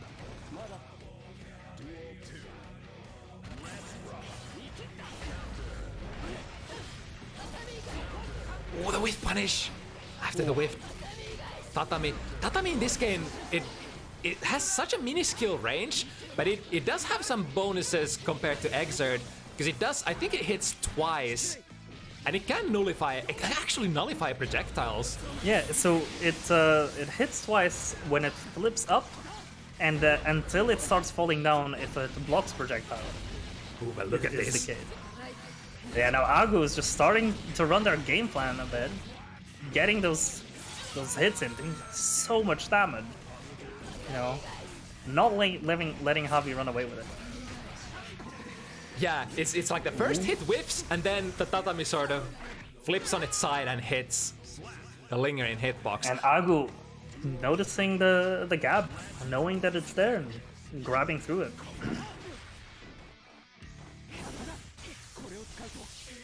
It's good. We're already seeing Aggu adjust to the adjustment, you know, playing into Javi's more distance play.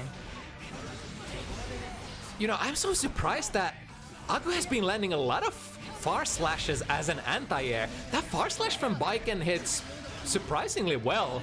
I'm not used to it. Her far slash used to be sort of like a trash move in Exert, if I recall correctly.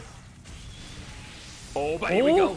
The dragon install! That's on block though, that's minus. Oh no!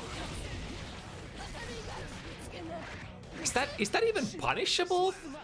I think Dragon install on plus, it is very minus at least.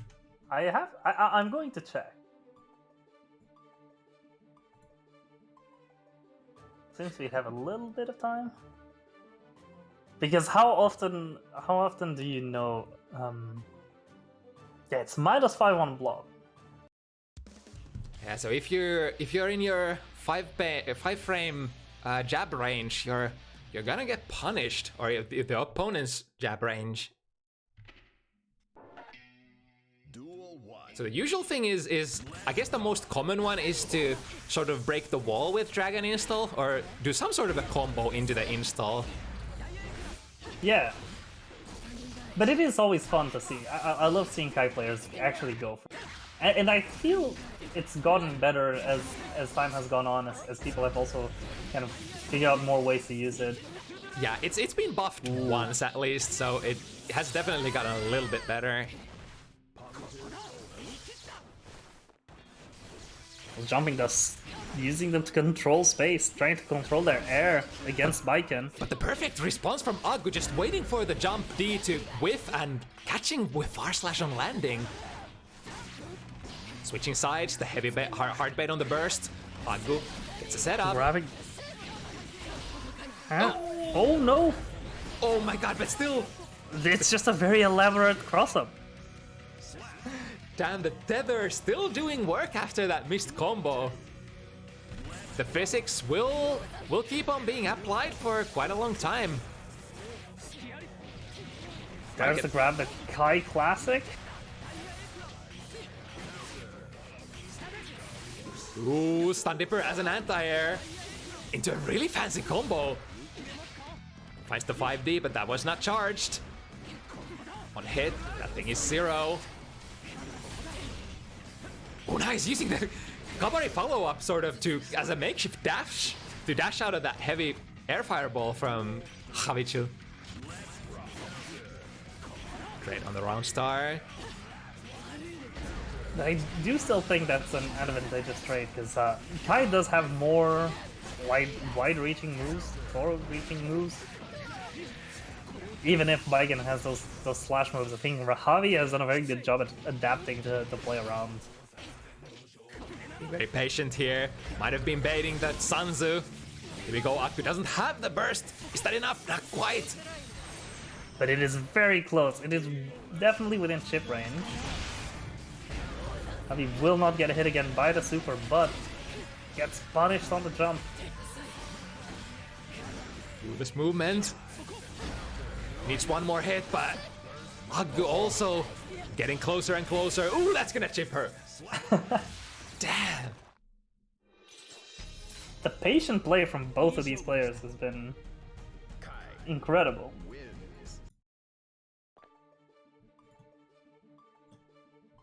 Very close. 4-3 lead for Aggu. Oh gosh.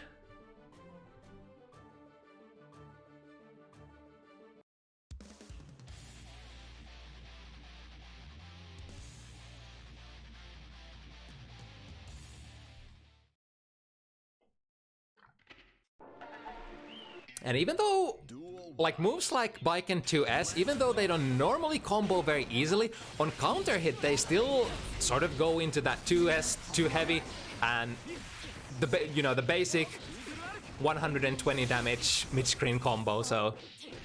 Yeah, and it's still, again, Baiken really excels at controlling that space, so as long as Aggu is able to get these little moves that just provide small hits, is able to be getting some tatami pressure in, or some setups to try and hit with a cross-up Yozansen, it's still a very advantageous position to be put in.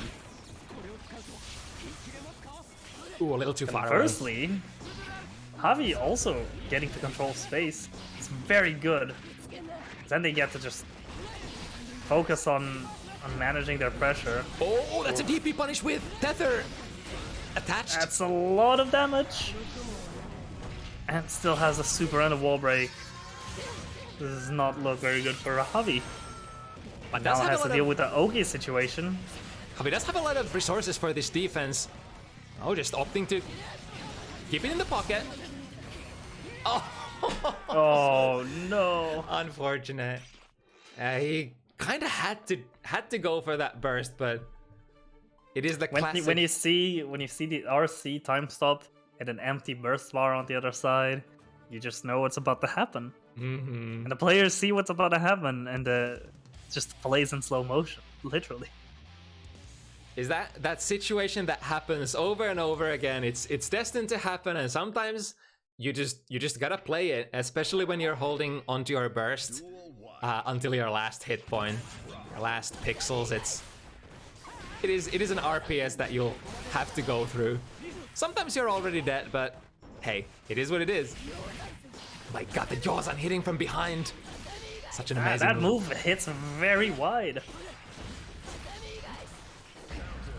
It's one of the most cool changes from... Javi with the 6B. Oh, but... There's a block. Javi will get the punish off. Right, Ops just go for the grab. But it's not just a grab, because they get to run a whole game plan off of it. There's the 6P. What actually gets punished there? The electricity has been applied.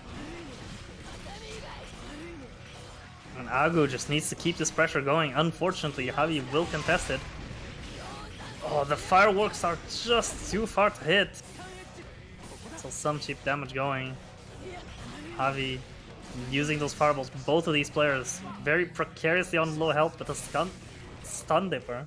The big Hail Mary bets the farm. If it hits, I'm gonna get it. If it doesn't hit, you're probably gonna get it. But the perfect timing to throw it out. Momentum burst, keeping Aggu in the corner. Good 6P, but doesn't get the conversion. Here we go though. Minus of the flip kick when the electricity is not applied. Here comes Aggu. Finds the low. Yeah, there's always a threat for that TK Yozan. Speaking of! Oh, no 50 meters, so it's not gonna kill yet, but it's not looking very good for Javi. But that ad grab, getting pressure off of it, maybe it does look good. Oh, Javi just gets to keep going. Ooh, the burst is out. Oh, the air grab once again. And getting a heavy fireball off of it. Oh, and reach the backdash. Far slash reaching just far enough. Was a good attempt from Javichu to run that back. Yeah, Javi just not giving up and showing very strong mental presence in the matchup, you know? Yo, that's damage. Finds the DP. And on a counter, that actually goes and gets the wall break as well. That's a kill. That just kills. Oh, Wow, that DP anti-air. Such a big reward. Man, combined with the RTL, that was beautiful. and Javi still had, even if that didn't kill, Javi still had meter for the post-Oki situation. You know, there was going to be more where that was coming from. I don't think anything was stopping Javi that round. You know, one of the favorite things for Guilty Gear players is to shit talk Kai's DP, but we gotta remember that it still has some, like, situations where it really does shine. It's still a DP, and you know, some characters just do not even have one. It's very good reversal. Ooh, tried to be a little Oh, cheeky please. there.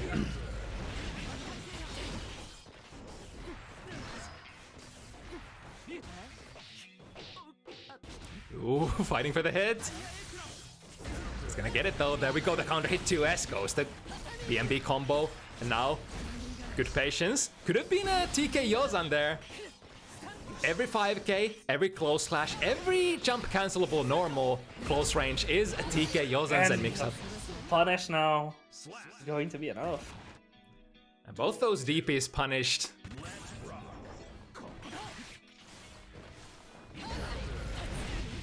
Let's get a small one, and here we go. Now, playing very carefully, getting pressured by that 6k.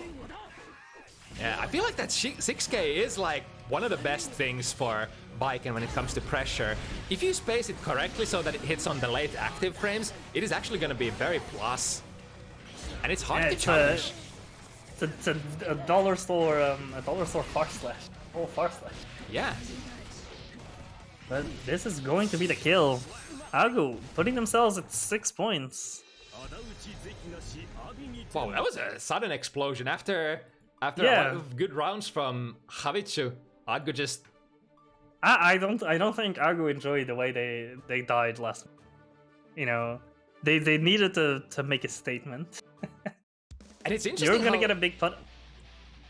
It's interesting how sometimes, like, depending on what profile of player you are, sometimes you just need that, like, rush of adrenaline. Is being like, you're doing this to me, how dare you? And then you sort of just explode and get a really good couple of rounds afterwards. Yeah, and it's really important that the opposite thing can also happen. You can get trashed even with an advantage, and that can just throw off your mental game a bit, you know? And that's kind of the really cool thing about watching these longer sets between two players, and two really good players who are obviously playing a completely different match within their heads. Ooh, tether shenanigans! Oh, And here there comes it the big is. combo, yeah. That's going to do a lot of damage. And Yeah, still gets a setup afterwards. That was nice. So Aggu could have chosen to end that combo with Sanzu, but that means that as a Oki, he couldn't have played that TK Yozen mix-up, the high-low. So that was really good decision-making there. Because Baiken does have that Kabari follow-up, still hard knockdowns. It's surprising how, like, a lot of characters don't actually get as many hard knockdowns as Baiken does. And this is also set point. I think, is that just it? No, Javi can still make it out, still has bar, but unfortunately will get called out with that 2k. Bonk. Oof. But that was really well played. Yeah. A lot Again, of... really high level Guilty Gear being played today. This is what I love seeing. I think Aggu is definitely the chosen one. I've been waiting for, ever since Baiken release, for somebody extremely competent to just sort of take Baiken to that level where they can compete at, like, sort of like intermediate and advanced brackets, especially like pre-advanced and advanced. And it is just beautiful to watch new characters. I love watching Baiken, to be honest. Yeah. I will take a minute while we wait for the next match to start. I will be right back. It's easy. Alright, so the next one on the menu. Oh, it's gonna be this one. So DovahChief, Potemkin versus the Vigilante Soul, run back from last week.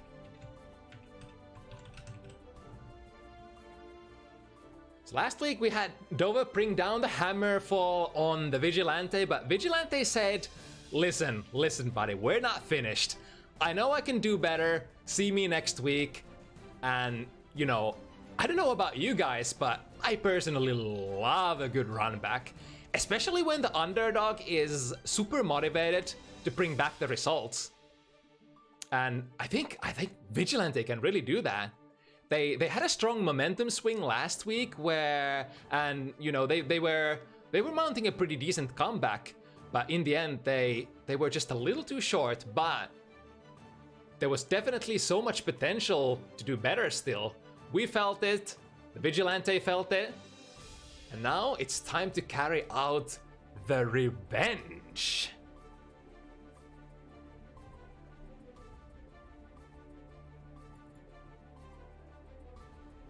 I think last week it went, was it 7-4? I want to say. Something close to that.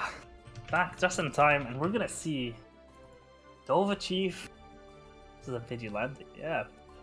I apologize for my momentary absence. No worries. The run back, the Vigilante so passionately won it. And so if the Vigilante... Yeah, and DovahChief, being good sport, was perfectly fine taking the challenge, the run back. Yeah, and I wonder, so if the Vigilante wins this week, are we making it a best of 3? Yeah, because it's basically gonna be even then. Oh.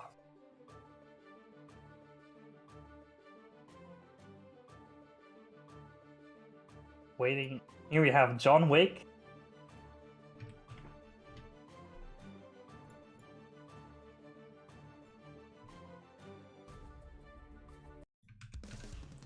All right, and here we go. DovahChief Potemkin from UK versus the Vigilante Soul from Portugal. Number 2, the Electric Boogaloo or something. And it's gonna be interesting to see how has the Vigilante sort of upped their game plan since the last week. This is an interesting match. Historically, Soul has such an advantage with the normal buttons, but the advantage has sort of flipped in Strive. It's much more even in this one. I do feel like Potemkin is a very strong character in this version of the game, and you can really see that in the kind of things people can do. As I say that, Vigilante opting to burst, that Buster will just finish it. But yeah, no, I was saying, Potemkin has so many good options in this game to just get in and maintain himself in an advantage.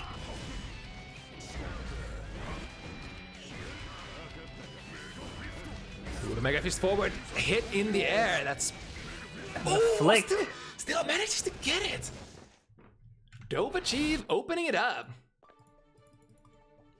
But yeah, it's interesting like how Potemkin has developed, because if you don't come from the old Guilty Gear games, you're like, maybe you're like a Street Fighter grappler player, you're like, holy shit, Potemkin is like the best grappler I've ever played in Strive.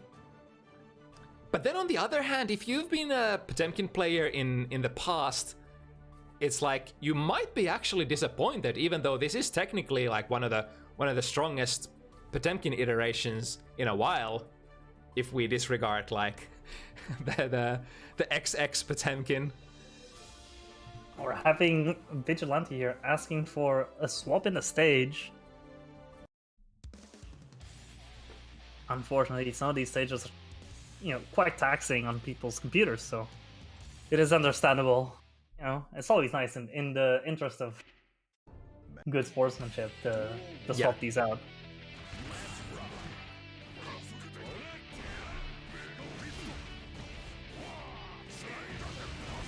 Ooh, the slide head making 2S whiff. Ooh, nice, the cancel into Revolver, actually catching DovahChief there. And again, one of the most prominent RPS tools last week for the Vigilante was the Bandit Bringer. It is arguably kind of tricky for Soul to do a lot of stuff on the ground, so it's only natural that you would sort of No. Continue, and especially because you have the Soul experience here. Good to know from someone who's in the know what's going on, because I have a very surface level understanding of Soul. I know just about as much to get by on the matchup. Yeah, it is not like Soul doesn't have the grounded buttons, it's just sort of you have to find the time and the place. For example, 6B, a very strong button universally against Potemkin, but sometimes, you know, it's the 6B is not really the button that a lot of Soul players would press as by default. So it sort of forces you to deviate from your usual game plan, and then you have your 6Ss and 6 heavies that are really good whiff punish tools, but you gotta really play the spacing, make Potemkin whiff first. Yeah, but then again, Soul does have the advantage that you get a lot of reward off of a lot of your buttons. Yeah, for sure. It's one of the especially someone like the Vigilante, who I know has it in him to do a lot of these complicated arrow volcanic viper setups. Ooh, a little bit of misinput there, I think. Got the DP input instead of the quarter circle. Ooh, perfectly timed air dash. That's such an important tool. I don't know why it is so much harder in Strive compared to Exert, but you know, punishing. Oh, the clash! Oh, not get enough. in there. Fortunately, gets into the Garuda loop. Doesn't loop, but just a Garuda situation. Catches air to air, and DovahChief taking another one. But you can tell the difference. The Vigilante is already putting up so much fight in this one.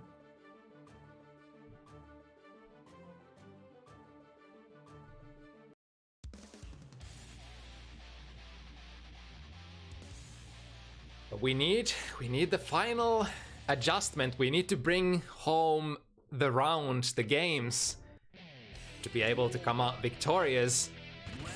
We still haven't seen the patented Vigilante wake-up command grab. No, not wake-up, but meaty command grab.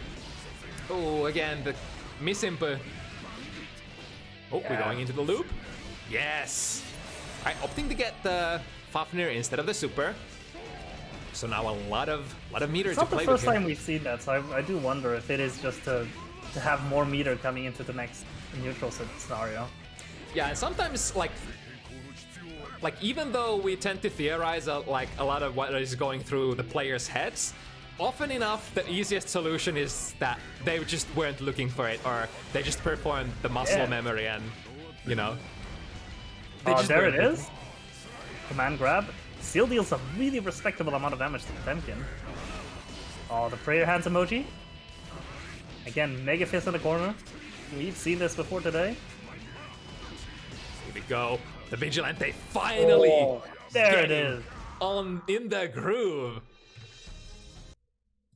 You know, Soul, when a very well played Soul is very satisfying. Those combos go from side to side, corner to corner. You just anywhere you want to go. It is very entertaining to watch. Yeah, for sure. Especially like if you get some of those clean hit loops.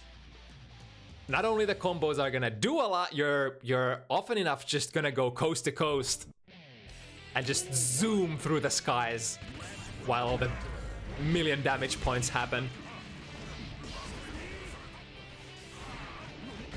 Ooh, the shimmy!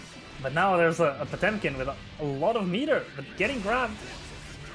Another gold burst! Speaking of meter, has to RC this, yep. And the whiff punish on 6B, that was so smart!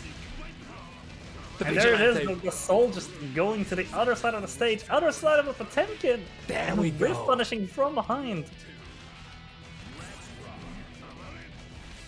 You know, that's incredible such a thing, stuff. Especially against Potemkin.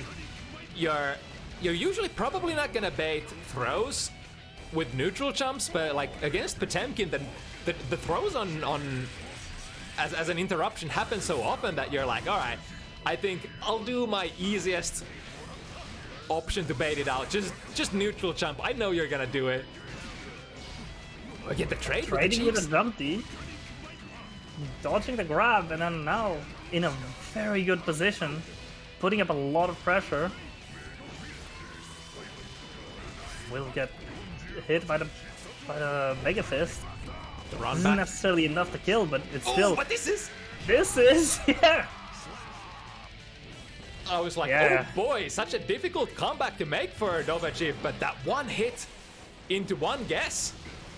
Yeah, And being made to guess against Potemkin is a very dangerous game because it is, again, so much damage to be taking. Even a Another- Soul that has a very respectable gut stat, very respectable defense, will still be taking a lot of damage from those busters. Uh-oh. Oh, catching the backdash. A little too early This on finds the the gun. Garuda. And here And goes. now we're going Yeah, look at going that. everywhere. Uh-oh. Oh. The Mega Fist, was that Grand Viper that got hit?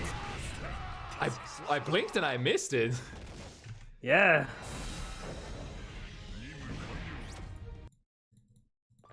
Yeah, that was scary there. The burst that DovahChief went for, I think they could have potentially recovered there because Vigilante was messing up that combo and landed next to DovahChief on wake up. That might have been a punish, but it still turned out well. You still are like sort of even the burst in that situation is gonna push them into the corner and maintain a good, decent position for you. All right, so Dova with 2-game lead here, 3-1. But Vigilante is very hot on the trail here. You know, showing us the limits of what Soul can do, just traveling through. You know, you'd think with such a big weapon weighing him down that he would struggle to fly around the screen the way he does, but... Oh no, the maximum distance, the 5k 6S just didn't get Vigilante there. Who said Potemkin does not have combos? There's so much damage. And Vigilante is just running pressure now. Oh, that small pulse. Tried to bait the burst, but Vigilante, sorry. Oh no. Yeah, Vigilante had the right idea. The burst was coming, but wasn't able to read the exact point. There we go, 6p. 6p. That 6p works both ways. 6p, very good button against Soulfar / 6S. Ooh, that's big. Here we go. Doesn't quite get a... Oh, anti-airing the Bandit Bringer. Forcing the burst out of the Vigilante. Bandit Bringer he knew. isn't going to go far enough, but... One-hit revolver, and now he gets a combo off of the Roman cancelled Gunflame. And this is very nice. Doesn't get the wall break. Oh! Not getting the wall break is an advantage there. You Yeah. get to keep running pressure, and especially with a player that's shown to be as aware as a Vigilante, is very good. Oh. Soul is gonna hit you with his knee. I feel like the Vigilante is very, very conscious of DovahChief's burst every single time, but that's sort of costing them a little as well. Is they're a little hesitant running some of their combos. Oh my goodness. No. Oh, there goes a third of your health bar. Good challenge there. Into the corner you go. And now, oh, is that... Yeah, that's death. You just get hit by Soul Close Slash. Yeah, you are not waking up from that one. Right, really good adjustments from the Vigilante. Even the round that they lost, or the game that they lost prior to this, was that round where they really had Dova on their last hit points on the last round. That was so close as well. So the momentum has definitely been swinging a little bit on the Vigilante's favor. Scores are slowly evening it up. And the Yeah, and I think this is a very advantageous position for the Vigilante to be in. You know, Potemkin is a character that, again, being very reliant on guesses a lot of the time, makes you be a character that is reliant on the on the mental game in these longer sets. So when your opponent has a big momentum swing against you, it's going to be hard to play into their psyche. Yeah, for sure. You when you play characters like Potemkin, you can't second guess your RPS game too much.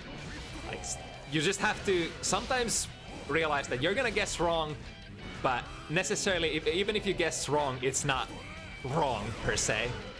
Oof. Hammerful armor will get the Vigilante again. Those backward Mega Fists in the corner. Oh, good whiff punish. That's exactly what you want. Because the Mega Fists are so impossible to sort of challenge. What you want to do is try to catch them on landing instead and get a big whiff punish. Oh, I'm surprised that Vigilante didn't actually see that. During the RC, Dova was already bursting. Oof. Hammerfall counter. Doesn't get much off of it. Good backdash. Here we go, one more guess. What's it gonna be? YRC? Oh, but... And it's going to be enough! Just going... Is that Bandit Revolver going under Mega Fist? That's definitely one option if they're too close to you going for that forward Mega Fist. Do anything that moves you forward or dash forward. Dive under. And so having access to that 5k... Oh, no. Unfortunately, it didn't hit, but it did clash with the Garuda. A little bit of a saving grace there for Vigilante that the wall breaks so fast. Oh, but... Wait a second. Wait a second. Vigilante is being given a lifeline. Ah. Oh, and unfortunately, the burst will get called out. That situation is so pressuring when you are on your last hit points. You can't even block any special moves anymore. And the DovahChief, they knew it was bound to come. They will reach for that burst button as their last ditch effort. All of these matches are being so close. It is a very good set to watch. Yeah, it can still go either way. The Vigilante just needs a little bit more momentum, and this could easily get equaled out very fast. In my head, this is just as well 3-3. This is like dead even right now. Even though the score doesn't tells slightly a different story, it is completely even. Oh, look at that whiff punish! Yo, that 6 heavy from Soul, such a good button. Oh, the backdash. Gold burst. Oh. Into the gold burst.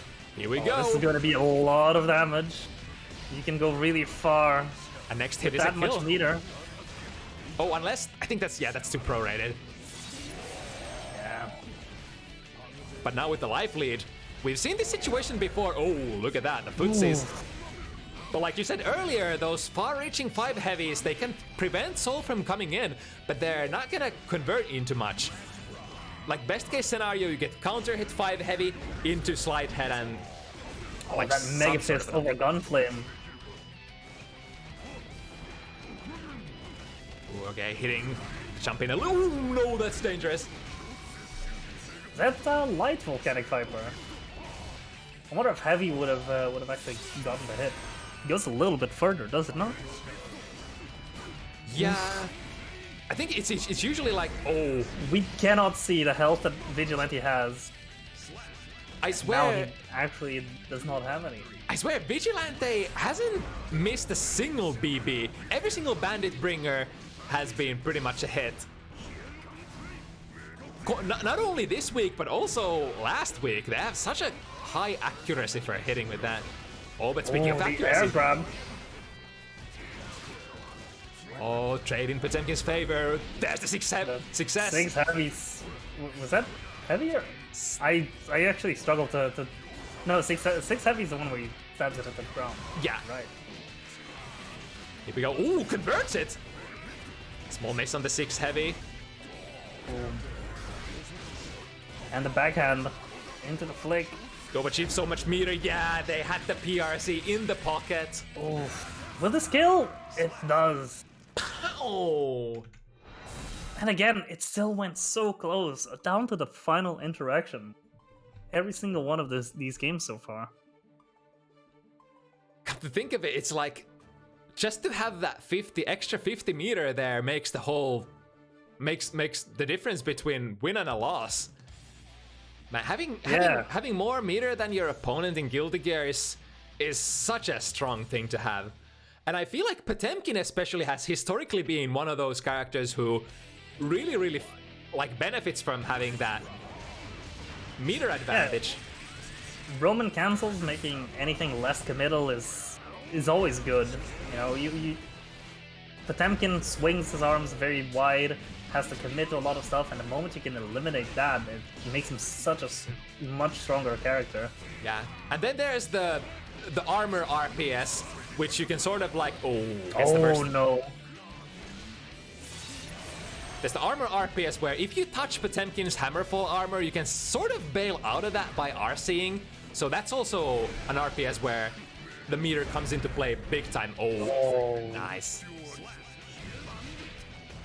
6 heavy, another button that Vigilante has been swinging very conservatively, but has been hitting with every single one of them. Nice! Doesn't let... What a call out!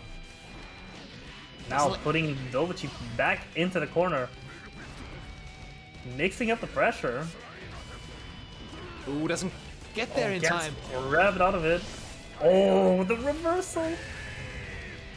That's still, you know, might not look like it on the bars, but it's still so much damage. This is Potemkin we're talking about. One hit That point. was safe? There we go.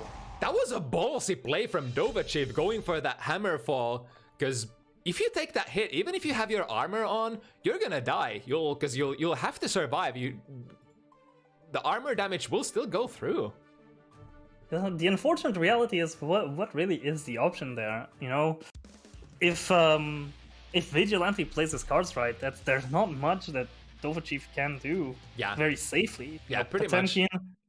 Potemkin is such a big character that will get hit by a lot of wide attack. It sort of goes with your character that you're meant to spend a little bit of meter in order to get in. You will have to defend more often than other characters. Wow, the hitbox! Mega Fist hitting behind! Vigilante not letting it annoy him, just dealing half of Potemkin's health in one combo. More than that, that's 60%. Nice. Canceling into the air grab. And that's honestly an okay meter to spend as well, being on positive bonus. You're gonna build that back in no time. Yeah, and forcing a YRC out, you know, waiting out the remainder of the free meter you're getting from the bonus. It's very Again. good. Oh, the batted ringer. The accuracy of that, and now in the newest patches on counter hit, that bandit bringer will actually convert into a hit or into a combo. Yeah, DovahChief going for the burst there is. I understand. I don't know if it's the it feels like a desperation play. I wonder if the Vigilante is getting to him. All these rounds have been so close that, oof. That said, that's a lot of damage. All right, attempts to kill. Is that gonna be one? Not quite. So close though. You know, the Vigilante is gonna. Oh no. Oh no! 5D as an anti-air. Okay, okay. I mean, it Still, swings very Vigilante wide. has the burst available, and DovahChief will get it quite late into this round, if they still get it. Oh, there we go. Dash forward. Get the corner. Oh, that was such a nice reaction from DovahChief. That was the right option, but the timing wasn't quite there. No counter hit or conversion on the counter hit. Oh no. Okay. Still in control. Oh. Immediate burst. Oh, that's the first BB that Vigilante whiffs. Yeah, very slightly misjudged. The HBB misses. Oh. Oh no, Dova was reaching for the punish there. DovahChief wanted to go for the very stylish finish. Still going to get it, but it's an unfortunate way. Slowly, it does look like the history is sort of about to repeat itself. It's closing in on the 7-3 once again. And now it is time to show the Vigilante, time to activate Ultra Instinct. But I will say that last week, when we saw Vigilante play, it was down to the wire. He got his rounds in. So I think now we're just going to see a very activated Soul player. Just about to go for it. And I'm excited. You know, this might be match point. But again, every single one of these matches has been so close that I still think Vigilante has a very real chance of winning. Decide your destiny. Round 1. Oh, it still hits! Oh, and he gets the combo off of it! Sometimes I am genuinely disgusted by what Soul can do in this game. Oh no, the good burst Oh bait. no. Oh, that's one of the 2 rounds that DovahChief needs. Vigilante really needs to wake up now. Really needs to send DovahChief home. Putting up the pressure, getting the hit on those gun flames, but not being able to convert, gets a grab. Oh man. Yeah, the back Mega Fist plus on block. Oh, finds the 6B, the perfect timing. That's not an easy task at all. DovahChief on fire. Here we go. But Gets Vigilante grabbed. doesn't give a shit. Here we go. Yo, that back Mega Fist actually punished the success. Slide head. Oh, the reversal. Does this kill? It does! That reversal Tyrant Raid came straight from the heart. Vigilante fighting for their dear life. Round start, 2S. Oh, the gimmick into double up. Here we go, switch positions. Looking good so far for Vigilante. Has to under. win a couple of these interactions. Ooh, the combo whiff ends up turning into a fortune, making DovahChief miss their burst. Nice whiff punish, but a little too far away to get more. Oh, that's it. We're alive. That's what I'm saying. Vigilante seems to thrive on this pressure. Now, 6-4. That's the first step. The fates have been altered. This is an alternative timeline now. We need 2 more. Vigilante, the hungry Soul player, felt like there was more to show after last week, and they were right. There was definitely potential to make it better, but now we're not quite there yet. Ooh, big counter hit. Yeah. Gets the burst out of the way. Nice. What a backdash. Another unfortunate misinput. Oh my goodness, they actually did that. The whiff on BB. Straight into DP. Here comes Dova. There we go. Burst. Doesn't want to get DovahChief get started at all. Even with this life lead, it's very dangerous to let Potemkin do stuff. Oh. I thought he was actually gonna dash into a throw. Well, 5k is just one more frame than throw. Yeah, that's... Oh, again, the throw bait. Vigilante has all the necessary reads. Oh, the frame trap! Delay between the bandit bringer hit, sorry, the revolver hits. Again, close slash, misses on the backdash. But Vigilante is so ready. Look at this control. They don't care, that's a punish! And it's 5. Yo! That was 6-5, and now it's the round for Vigilante to even up the scores. Do you hear that?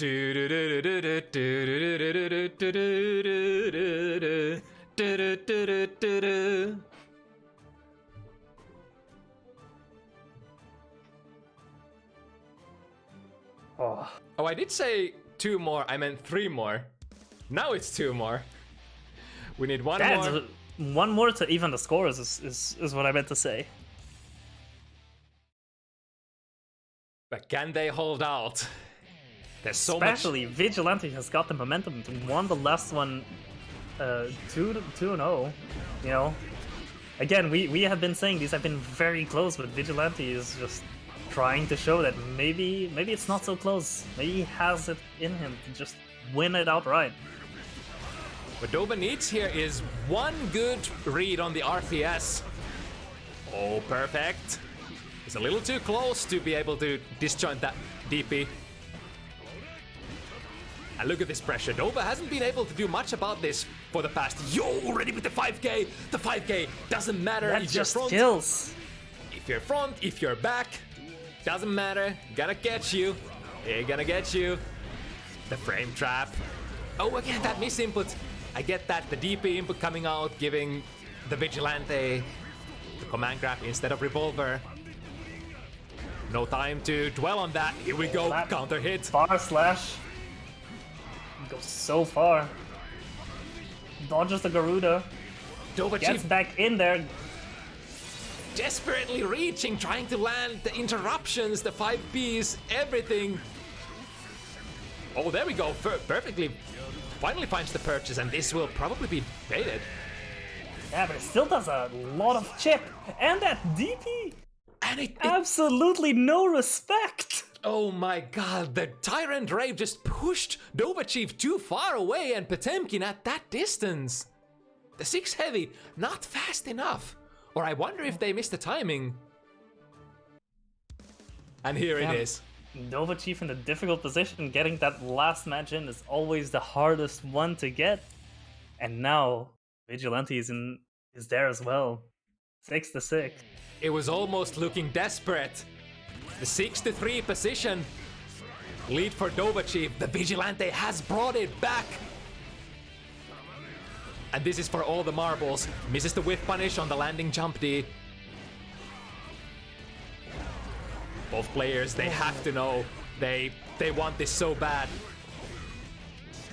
And Dova showing. Oh. Gets the burst. Unfortunately, Escape with Tatsu. the Garuda. I love that they escape Tatsu from the corner. Oh. A difficult thing here is, ooh, finds a counter hit. There we go. And there it is. That's going to be so much damage. And an advantageous position to be in. Again, Vigilante has shown to be so dangerous in this corner pressure. But Dova's actually going to make it out this time. The DP frame trap. It is Dova who arrives to the Oh, set the point 6 first. speed. Throw them back in the corner. Is Dova trying to just put this this comeback story to an end right here? Ooh, nice. They Gets were the grab out. awake this time. The anti-air 5k. Oh no! Alright, still gets it. Oh, so much damage. The Tyrant Rave now does see he's going to get Oki off of it, but Dova also has, 2 full bars of meter here. Yeah, this is a lot of resources to play against. Oh, the DP made it! Sorry, the Oh first no! Is that kill? Is this the end? No. Oh, it is! Drops it and resets into the low. Man, that was such a good run back. Vigilante they almost got there. What a set. Incredible. But I want to say that was so worth it to run it back. That's actually been one of the best run backs that I've ever casted after that 7-3 loss last week, able to bring it down to the wire. Man, that is some good ass Guilty Gear. That was whew. I'm getting kind of I got heated up watching that. That was incredible. And I'm not even one of the people playing. I can't imagine what it was like to be on the driver's seat of that match. And now we are already jumping back into the next match. Yeah, no Rygand breaks. versus Zing. And it's 2 Mays. This is going to go everywhere. Not only is this 2 Mays, these are the top 2 May players in Finland. So in a way, this is what decides the supremacy of the Anchor Warriors in Finland. Oh, so we've got back-to-back, narrative matches. This is incredible.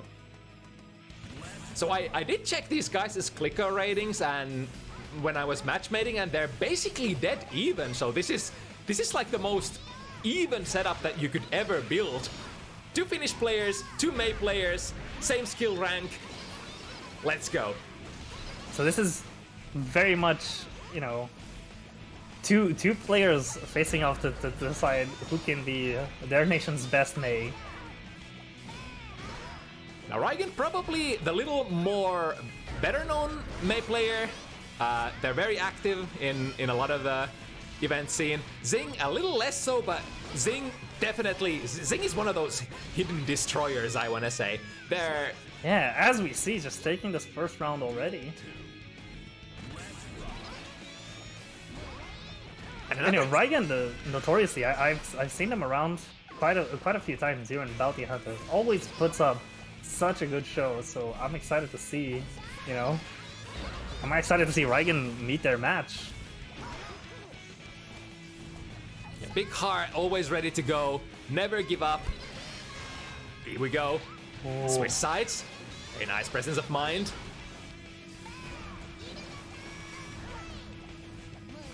I'm surprised to see the 2 heavies seem to be like the anti-air of choice here for both players. There we go, but that was a little too late. Jump attack coming in, and that should be the kill. Oh, unless... Oh no!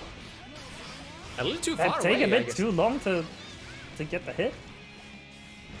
Yeah, the downside of the Yamada is it is probably the more damaging super, but it does take a little while for the projectile to get there. But still, Rygand securing a win. With a well-placed anchor smash, 5 heavy. Defend your spacing. One of the buttons that any May player enjoys. Ooh, the Abare Dolphin. That's another thing that Rygand really loves. Go the jump D as an air-to-air.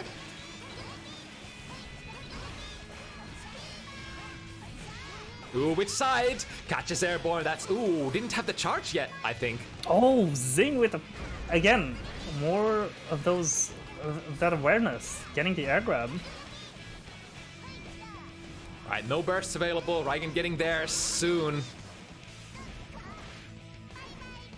And now, the throw. Ooh, there we go. That was a gold burst already. Ooh, This will be Rygand tricky. has a lot of resources to put up this pressure. Ooh, Go no. for a pickup. Oh no! Doesn't quite get the conversion. Next hit. Oh, 6 okay. And Zing takes it. Just the first match, it was already crazy close. You weren't kidding when you said these 2 players were very evenly matched. It's all in the numbers. Of course, there's a lot of space here for adjustments. And another interesting thing is that these players, it's been a very, very long since these players have faced off. Since these players have played against each other. I was actually asking Rygand, like, what do you think? How would this go? And he was like, no idea. It's been too long. I have no idea what's gonna happen.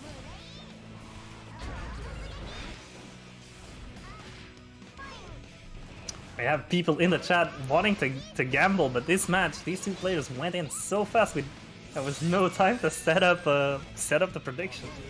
Well, we can set it up still. Let me resolve this one and start the other one. And in the meantime, we have Zing here really putting Rygand through the blender, taking the first round of the second match already.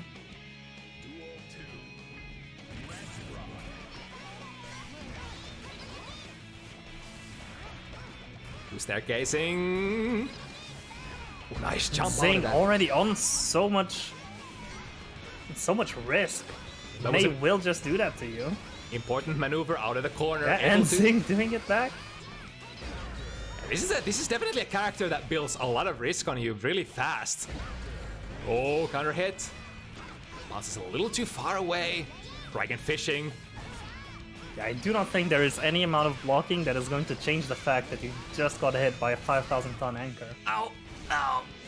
If Rygand had 50, that would have been a kill. Look at that. May damage premium. Yo! Slice undered! Zing with the footsies. Taking it to the corner. Getting the grab through. Oh no! Does that Oh. whiff? That was an interesting situation. I think because the Yamada starts from behind, Rygand actually had to respect that. And Rygand getting the kill again, taking us up to the final round, showing just how well matched these two players are. This cannot be understated. Last frames, the heavy dolphin. Ooh, catches with that! The vertical dolphin, Oh, then no. the burst mate. May is infamously hard to burst against because a lot of stuff pops you up in the air so high. I wonder if that was a deliberately not using the super so that Rygand then could get that setup of putting the pressure through after the wall break. Yeah, I wonder. Do you think that it would have killed after the wall break? If Rygand had used super on the wall break, rather? That's a solid maybe. All right, 1-1. The classic start.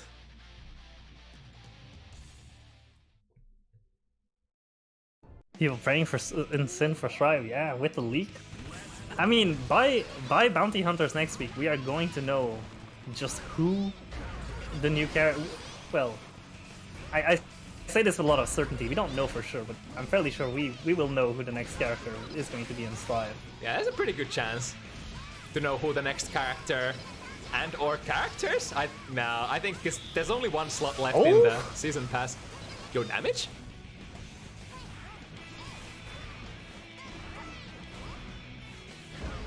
There we go, Again, finally challenging. Rygand getting this round. And I think since May 6P, like decent hitbox, but it's I think May is one of the hardest characters to convert those 6Ps on in the game. That's probably why they're opting to go for the big damage option, the 2 heavy right here. Oh, Yeah, look at that damage. How's that for an anti-air? That's a Zing kill. getting the hit on the big dolphin. Yeah, Rygand couldn't even Not big burst that. dolphin, vertical dolphin. Yeah. It's like, I want to say good knowledge, but it's like... Of course you're gonna know you can't burst that. That's way too high. With the pause, get the overhead kiss. Ooh, a reset. Here we go, we got the corner though. Well, forcing the burst out of Zing, who is now in a pretty precarious position because it's just about one interaction against Rygand. Will get this match of in it. Well, slash on May. Ooh, the double jump D just schmoving through the skies. Kinda reminds me of Slayer Jump 2K from Xrd. Oh, there it is, the 2 heavy. Oh, The gold burst to finish it off. You know, I don't need this anymore. I'm just gonna throw it out. And turns out Rygand really didn't need it. I really felt that burst bait. I think that 2 heavy was gonna convert into more for Zing, but I think the next hit would have not been burst proof, so kind of looked like they were dropping the combo there. I'm not sure. But hey, that's the burst RPS. When you're, it's really important because both these characters. Well, this character does so much damage. You gotta be able to take that burst when you can. And at the same time, it's I guess it's kind of easy to know, like, of course they want to get this burst, otherwise they're half dead. Yeah. Here we have Zing with, you know, the entire bar of butter, but unfortunately getting put through a blender by Rygand. But if Zing gets out of the corner here, it is still a very dangerous position for Rygand to be in. As I just said, That's such a cool maneuver.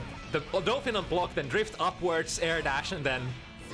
I wonder if you can get a true 50-50 out of that one. Ooh, nice jumpy, but... oh, I think to get Oh, I both of love these it. players.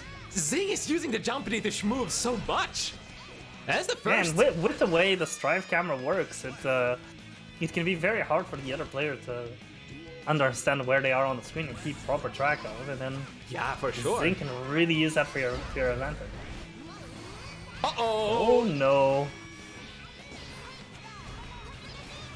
Oh, and now quarter pressure is here. Zing is dead. Rygand gets a hit. Yeah. Oh my god.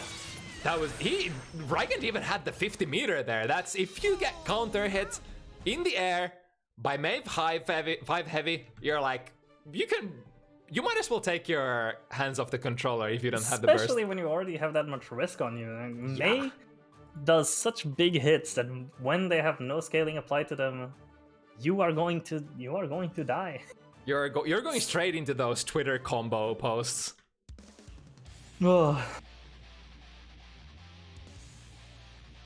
Alright, Rygand, decent amount of momentum here, finding all the best hits in the world.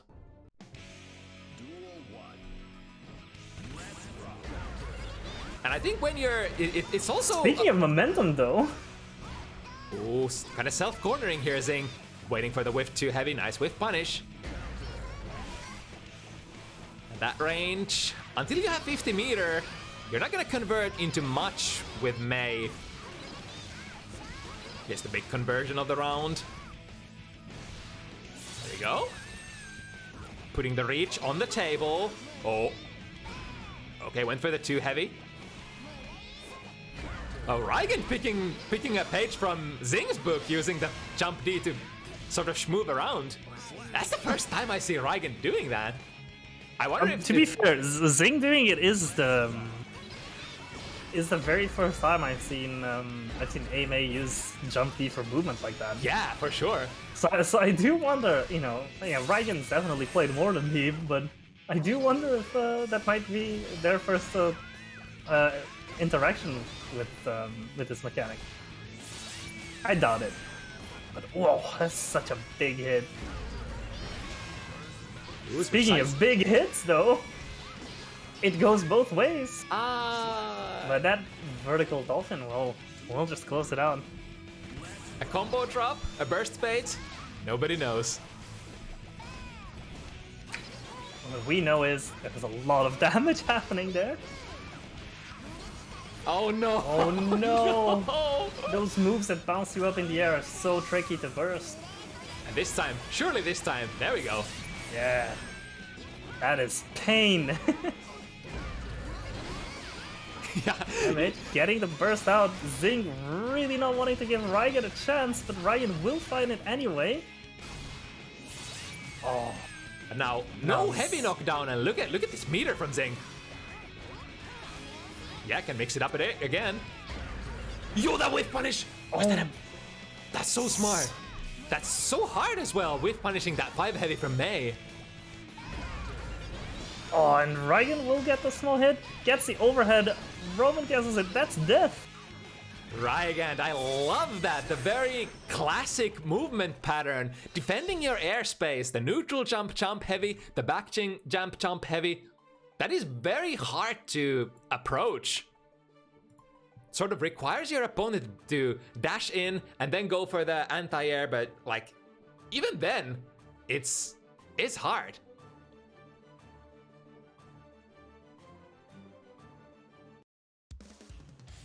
And Rygand has gotten so much momentum. I'm gonna be honest, I wouldn't have guessed this to go so, you know. I thought Zing would have been the one who grasps the momentum first. Yeah, especially with the way the round started, there was a lot of that going on.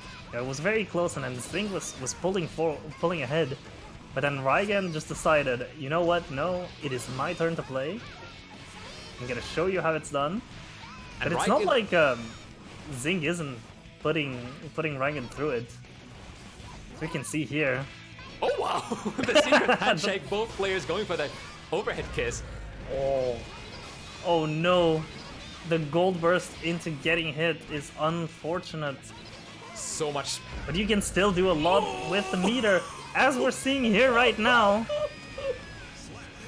Yo, straight It's conversion. not a waste if you win.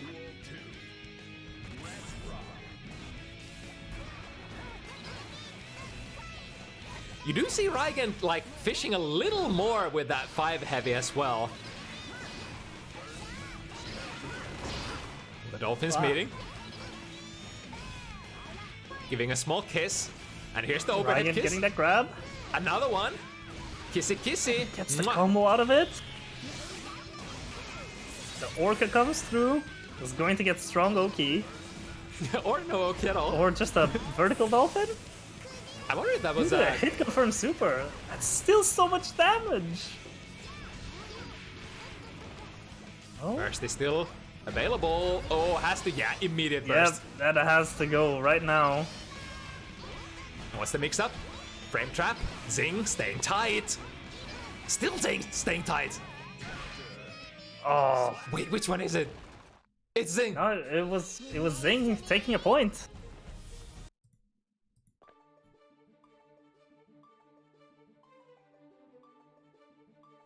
It's super important for Zing to break Rygand's momentum here, because Rygand is one of those players who definitely thrive when they get into the groove and they're feeling good.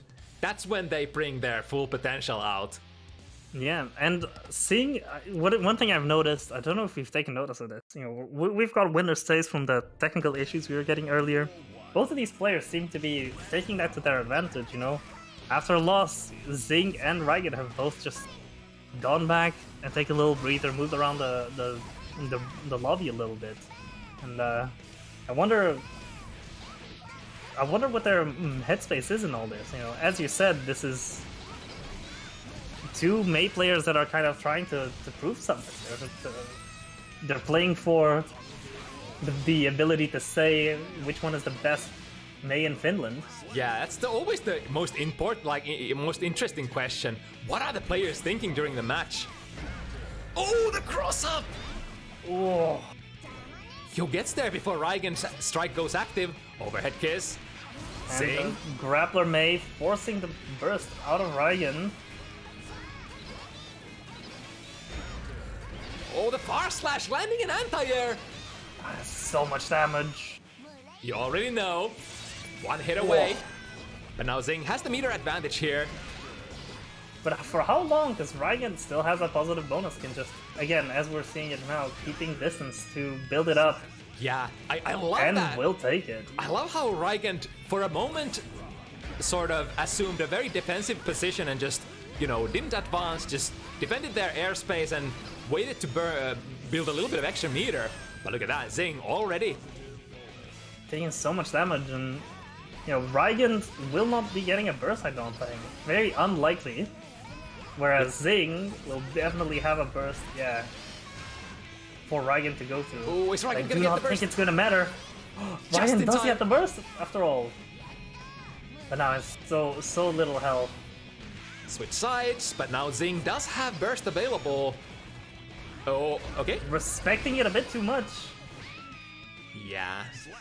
That was Rygand's chance. Obviously, these things are hard to think of. But if Rygand had just gotten that wall stake, it would have been a position where Zing wouldn't have been able to burst out of. Yeah, I wonder if Rygand sort of... I wonder if that was a burst bait or a conscious decision to sort of drop the combo to maintain the corner. Either way,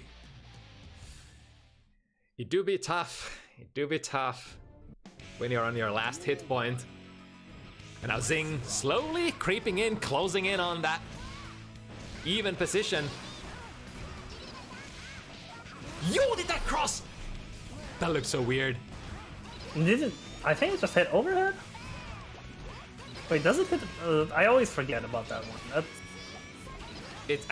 I wonder because I haven't played a Mei in a good bit. Ooh, barely avoiding that up dolphin. Riding it. Oh, the whip punish on too heavy.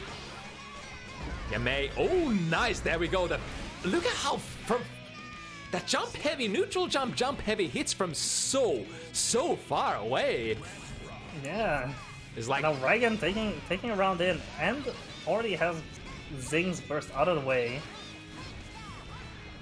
This is a very good position, but Zing will get the grab out. Oosh, moving back and forth. Oh, Lots catches of the backlash. pressure. Immediate burst. That's a good burst. I want to say every time you can get a successful burst against Mei, that's a good burst. Yeah, so many of her moves. Again, I was about to say, so many of her moves hit far away from you, and you don't really get the opportunity to burst. This burst will not only bring you up a little bit, you're already being thrown around by the anchor. Now this And just as I'm ready to say that that happened. Oh, the overhead into the overhead. the carbonara that Zing dropped on the floor on that decisive conversion, that was tough. Giving Rygand a chance to bring it back. 6k into 6k. But yeah, Rygand going into the fifth round. I think that's been one of Rygand's favorite ways to finish games ever since Xrd. Like 6k is very much like, I want to say, Street Fighter overhead. Doesn't lead into much, and you can't even get it to lead into much in this game because you don't really have the same summons Oki setups that you did in the past. Unless you spent like ludicrous amount of meter.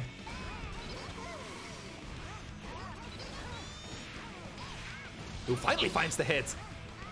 And Zing just putting up so much pressure. And the OTG hit will take it. I was a little worried there because Rygand was holding it pretty tight and Zing was basically sinking all of their meter to keep the pressure going, but they managed to get the hit. That's it. Essentially, I think it's okay. No matter how much meter you sink into your pressure, 100, that's fine if you get the hit. Yeah, exactly. Especially if it guarantees the kill. Yeah, at the end of the day, you do not keep the meter into the next round, so it's always good to just spend as much as you can. Yeah. Just to guarantee that you get there. Oh, lucky. Oh, interesting hit. Doesn't quite. There's Rygand just continuing the pressure. Ah, there's up dolphins there. Taking Zing out. They're tricky.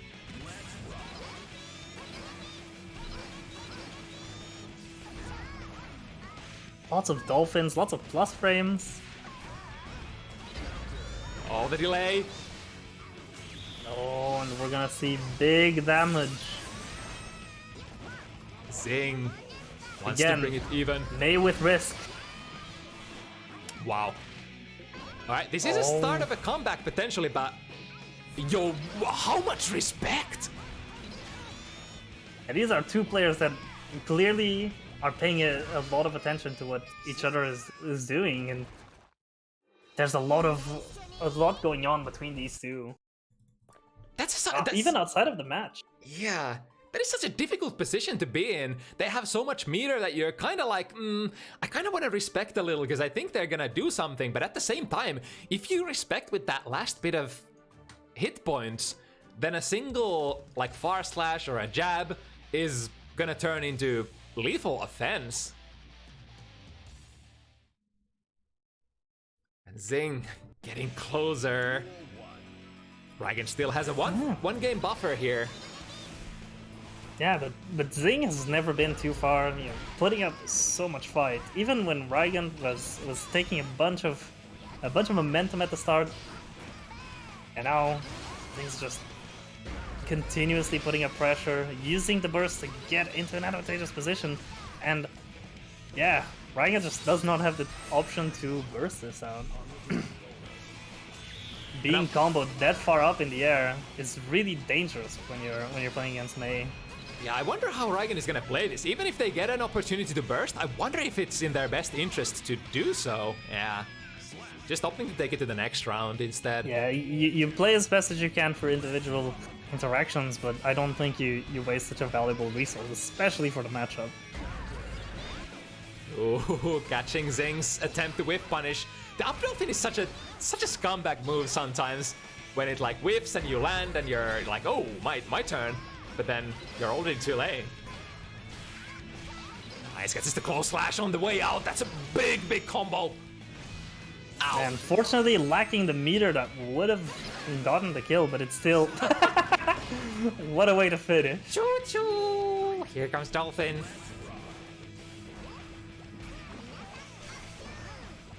Rare footage of Mei 6P being used. Yo, close slash from downtown from the other side. I thought too heavy was a big anti-air, but look at this.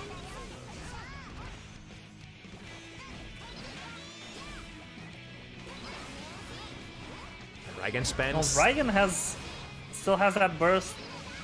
Oh, but ooh, just barely hitting at the edge there. All right, here we go. This is more life than last time. We can still take like a couple of jabs. Yeah, with the RC. Yo, the handshake! Oh. It's Rygand who cancels into the dolphin faster than Zing. Here we go, push into the corner. Zing has a burst, but can they? No, they can't! Oh! I think both players have used that same exact burst before, but it's never worked out. It is a very rough position to be in, and now that's Rygand going up to 6 rounds, 1 round away from being crowned #1 May in Finland. Wow. But Zing is not out of the running, you know? Maybe this is where we see the comebacks coming to fruition.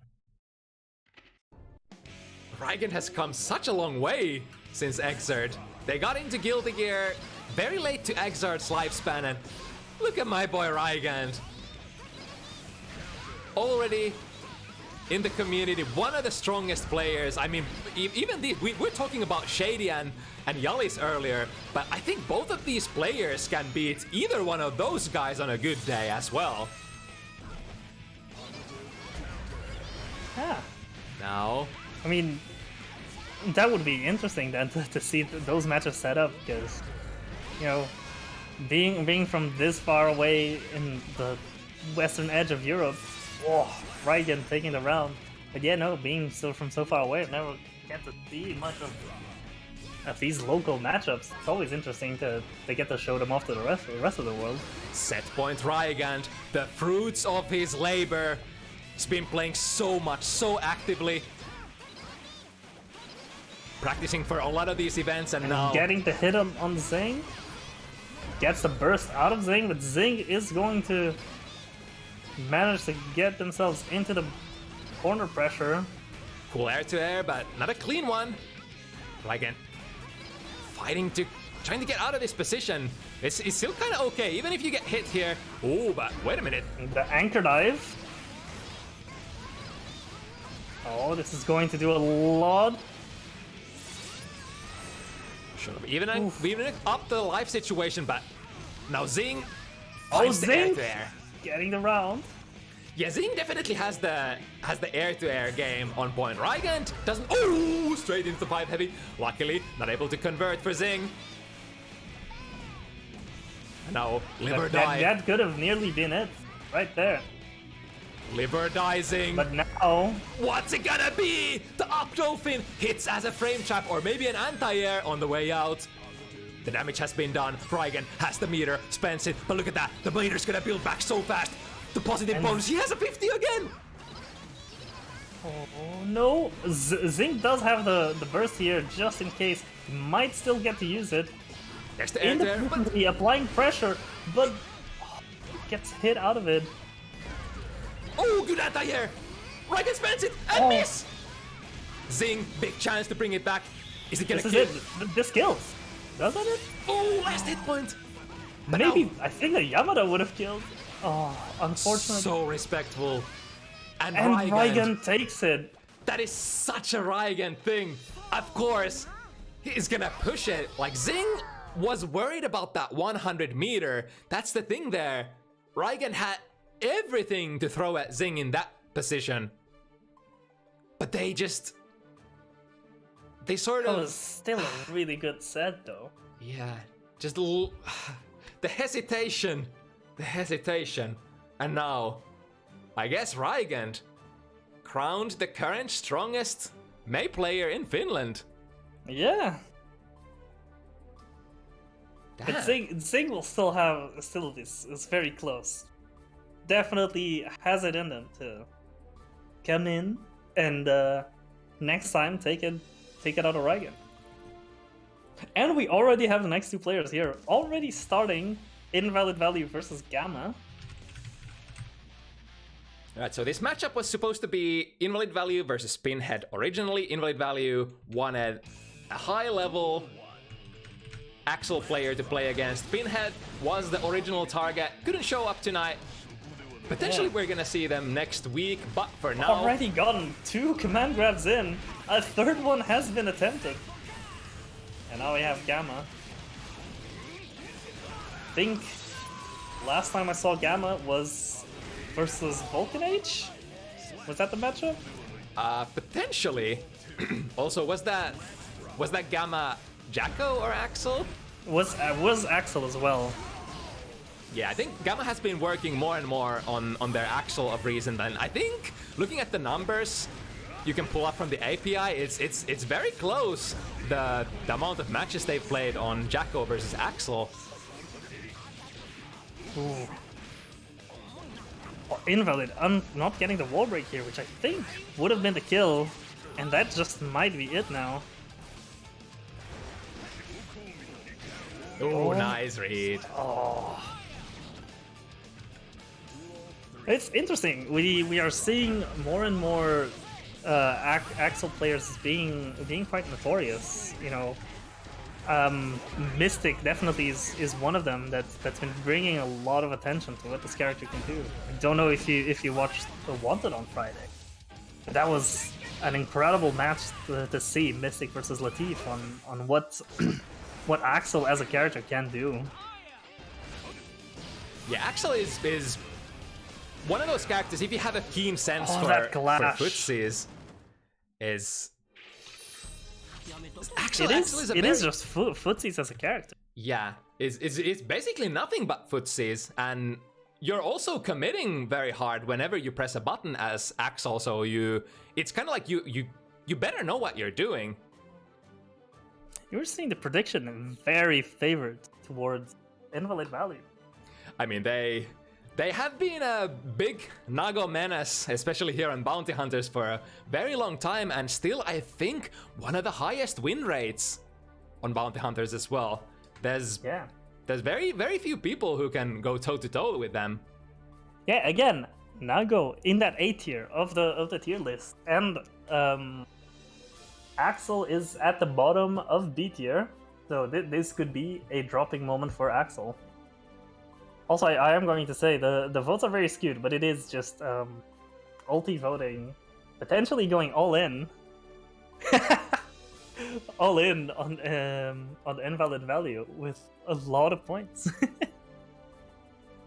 Another thing that definitely works in Gamma's favor is, I think, Axel is one of the two, or should we say one of the three, like, difficult matchups for Nago now that Happy Chaos is in game. It's like Chaos, Zato, and I think Axel. Really the characters who can sort of completely nullify the movement trajectory of Nagoriyuki.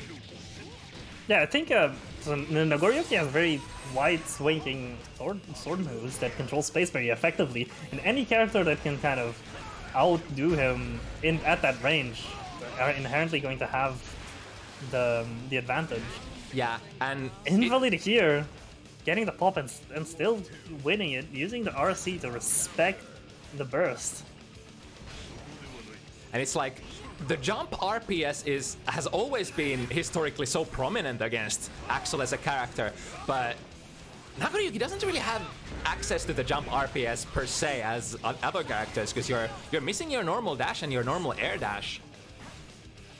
Yeah, though to be fair, Nago still has that Fukyo that will cover so much ground so fast. So, you know, well-timed Fukyo, a good call-out on a misplay by Axel will get you very close up in a way that will be very advantageous for Nago. Oh, he's gonna pop here. Yeah. Oof. Oh, that's a punish. Is that death? The dust, the time stop from putting the mask back on.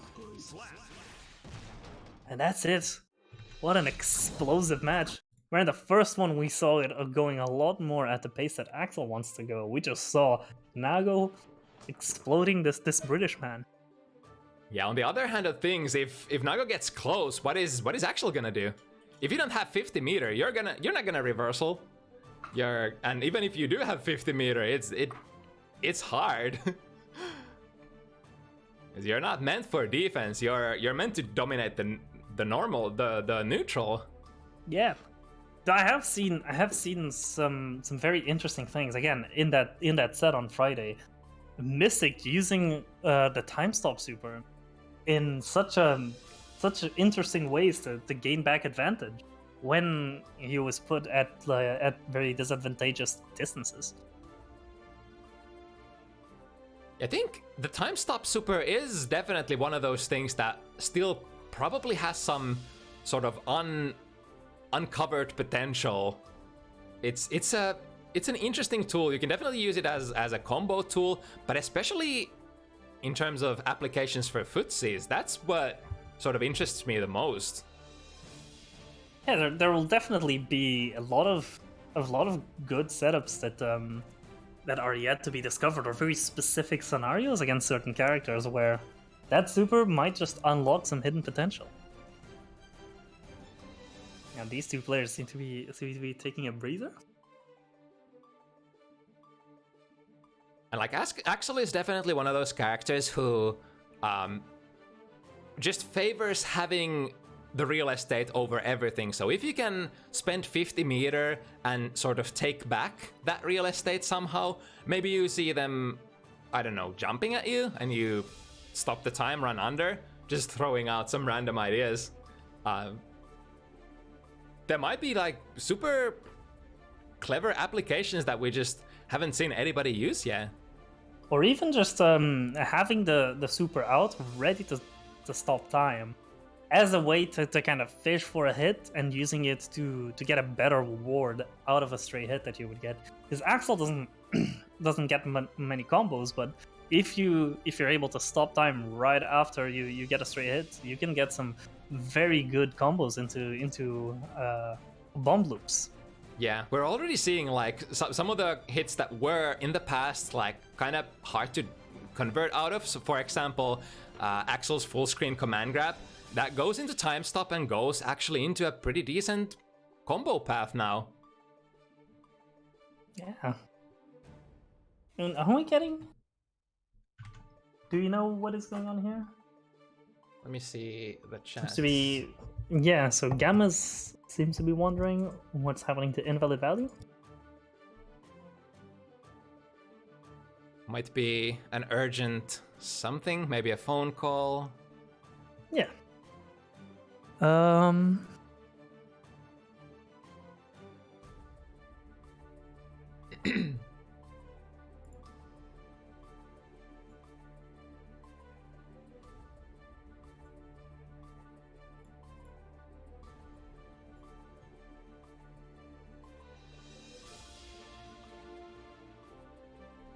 But yeah, 1-1.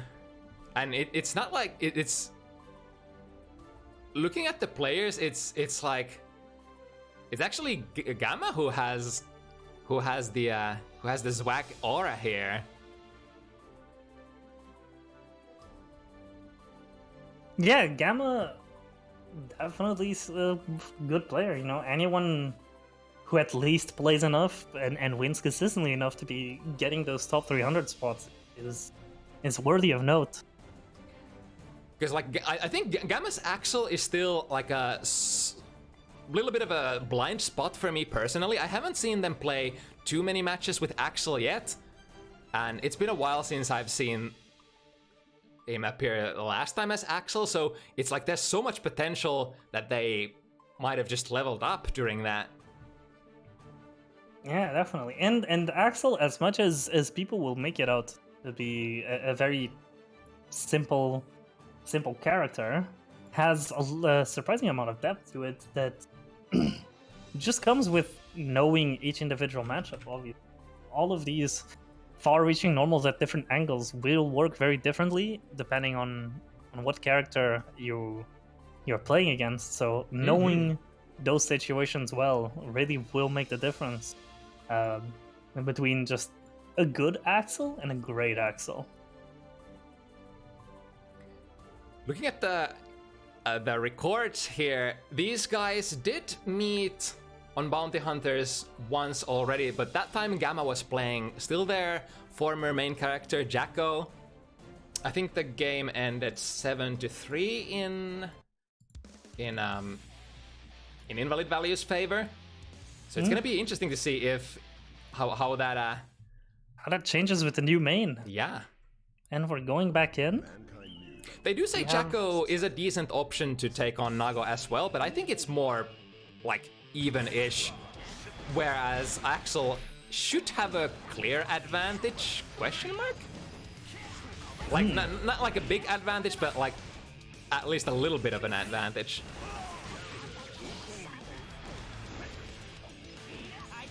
Ooh, no punish. And Invalid Value finding a big hit here. Well, will Invalid get the burst? Not yet. Or the pop, rather. Nice whiff punish. Yeah, even though you have that full screen, almost full screen reaching level 2 5 heavy, Oh? against Axel you can't whiff that. You're gonna get whiff punished. It has to respect here. Time stop was I was active. hoping we would see a fun time stop something, but unfortunately didn't really get much off of it. Oh, Ooh, that 2H. got the jump off, Axel. Axel, you think you have disjointed normals? Watch this. but yeah, we have jump slash, we have that jump heavy, but get ready for Nago's too heavy. Ooh, and I feel like using the command grab against Nago is really strong, obviously. You know, Nago, very not great at jumping. Yeah, because a lot of characters can actually reaction punish it. If you react to it, jump forward, air dash, you get a punish. But Nago can't do that. Doesn't have an air dash, so you can get away with, you know, them jumping out of that command grab pretty easily. Of course, that can potentially, yeah, there it is. Yep. And you definitely want to just stack. denying. You want to stack those options in the back of their mind, in their mental stack, and the less risk for stacking it up. Yeah. Oh wow, that was almost Interesting. good. I blinked and I actually missed the interaction. Yo, there's the whiff punish with Beyblade. The grab, putting Nago in the corner. This is Gonna actually get- one of those positions where Axel gets to do actual damage. The bomber loops. Doing actual combos. The bombos, one might say. Yeah, that's... Even Axel can do strive damage. So close to popping. I mean, I have seen some crazy Axel damage. It just takes getting in the right scenario, and you know you don't always get to see it. Yeah, it's that... Yeah, we have Gamma doing another hit. It's really about risk and reward, because if you are close range and you land a hit, yeah, you can get the bomber loops, but then the downside is you're next to the opponent, you're not zoning anymore. So you actually give the opponent some outs to do stuff, especially characters that are good on defense. But I'm not sure if Nago really is that character who is super good on defense. Like you do have some options. You have long-reaching throw, you have your reversal super. You have good movement as well, but I think it's a lot of it's very matchup dependent. Who Fukio backward is going to be working in the favor of, obviously. If you're going backward against Axel, that's not really a valuable thing for you, but against a lot of characters who want to be up and close to Nago, it's really good, you know. Oh, the backdash to avoid the command grab. Yeah, I guess it's like the backdash is probably your go-to way of reacting to it, because you can't really air dash, right? It's the fastest, the easiest way to do it.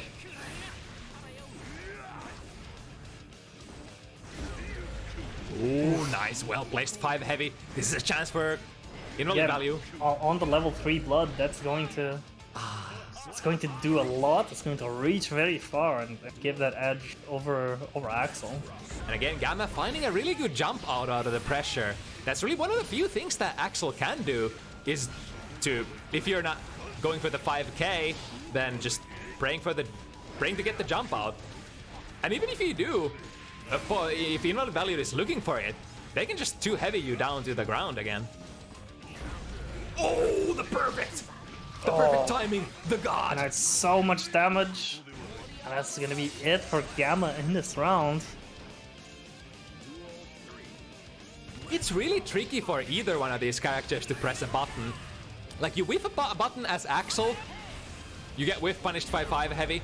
You whiff your 5-heavy as Nago, you're gonna get like Rencent or whatever, 2-heavy, what have you.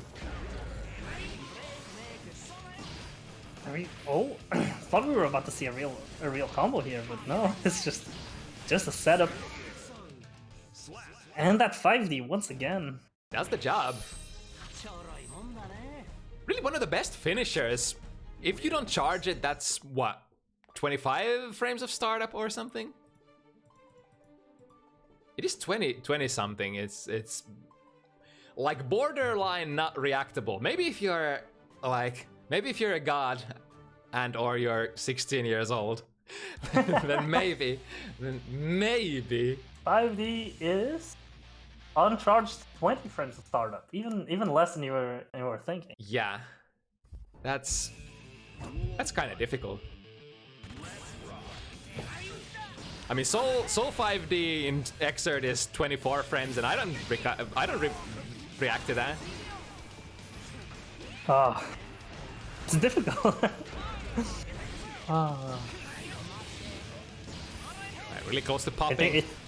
It's one of those where you just have to learn to read the tendencies of your opponent and pay attention to what they're trying to do, and go from there and try to, guess that they're gonna go for that. Nice catching on the You back. have Invalid really playing on those close quarters, but unfortunately being that up close makes 2H whiff. Yeah, INVALIDVALUE got the close slash on that jump out attempt against Gamma, but being so high on blood, they just couldn't follow up with any specials. I think that's probably like a very horrible position to be in when you're almost ready to pop, but not quite, against Axel. Oh, and Invalid's going to get grabbed now.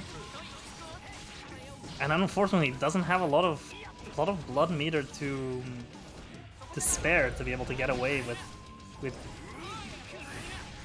some of those consuming moves. Oh, but that nice. That's going to just hit and hurt. I was saying that it could have been a disadvantage to be that high on blood, but I feel like the extra range from being level 3 really helped there. There's a 2H hitting. It's a very nice reward for Nago to be able to get up close where Axel really dislikes being. That's going to be enough to take the game. But again, I feel like INVALIDVALUE is waiting for that chance for like ages and ages. I mean, they were exploding super fast after or during that last round, but you have to stay sort of vigilant, ready. You gotta respect a lot of stuff from Axel. You gotta bide your time. You gotta really hit your timing with the 5 heavies. Yeah, but it is just a classic one for Nago, because Axel is quite frail if you do get hit, and Nago is notorious for how much damage he does. So it's difficult to get in, but you only need to get in a couple times to take the rounds on. And if you play it smart, getting in once is gonna mean that for the next time it's easier to get a hit because you're going to put yourself so up close to Axel. Oh, he's gonna pop. Command Crab doesn't have RC to finish it up. Oh, another one! Oh, that is painful. Wait, Nago can backdash in Blood Rage, right? Yes. this, I think. I hope. Now we can backdash normally? Yeah, you can, but Yeah, alright. I don't think he loses the ability to backdash. I'm like... These are the dumb questions that your host regular asks. backdash. It's fine, it's fine. We're both we're both learning these characters for the first time. Oof, that command grab is going to do so much.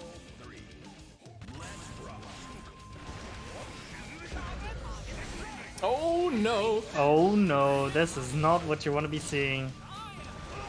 The burst is rarely very useful against Axel, but you still do not want it to whiff like that.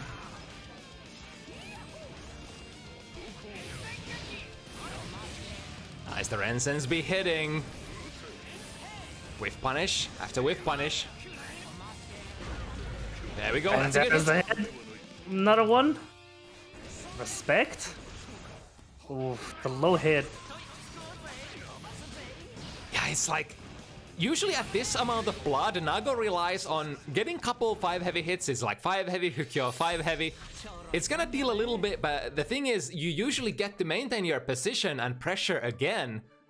But against Axel, you don't get to run the same game plan because it's Axel. Getting those 2 5 heavies doesn't lead into much. And then it probably, you know, for you to be in that situation, you're probably high on blood already. And couple of 5 heavies is not gonna fix your blood situation either, so you're still full screen with your level 2 against one of the... There's the unfortunate reality of Fukyo forward as well, is you're still fairly minus and people can button check you very often. Even though Axel has relatively slow buttons, you still have the same global same or what's the word I'm looking for? Universal options. Sort of beat Nago out of those forward Tsukyos. It's the gold burst. And could be a lot of damage. Gamma still has a lot of meter to work with. To attempt to get out. Oh, nice, the clone. Oh, that's so smart! Oh, the PRC to get away from the PRC? Unfortunately, Invalid is still going to be able to hit with that DP.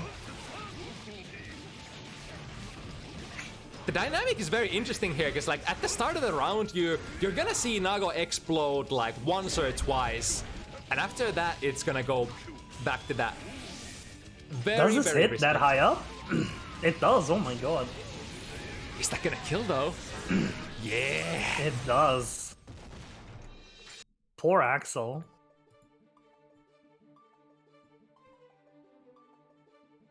So Invalid Value definitely staying at Gamma's toes, not allowing them to really pull forward too far, you know? Staying one match behind, but you know, it can still go either way. Yeah, rounds like that are gonna happen where Nago gets the perfect hit and sort of just makes you explode. But the big question is, how often is the Nago player gonna able to do that? The frequency, the consistency. Oh, wait! Oh no! I see. Gamma extended themselves into the Blood Rage explosion. And unfortunately, getting hit that high up in the air is gonna put you on blocks, and until you land, you gotta give Nago plenty of time to get into the neutral position. But unfortunately, that's still a lot of damage taken to the Blood Rage. Slightly unfortunate for Gamma, had to spend that meter fixing the pressure, just but too far to hit that R slash. and once you hit like one hit point on Nagoriyuki, the round's probably gonna be over. It's kind of like being a Potemkin. You're expecting to take a little bit of damage getting in on Axel. That really goes for pretty much any character. Fishing. Trying to find the whiff punishes. Gamma has the meter to make a lot of things work. In a Valid Valley, trying to make it work with a blue Rift RC to go forward. I wonder if that was supposed And to is be... going to get a hit. Oh, nice. I wonder if that blue RC was supposed to be forbidden air dash there. But just they didn't get the input out. And the Beyblade will find the hit, but unfortunately will get themselves grabbed.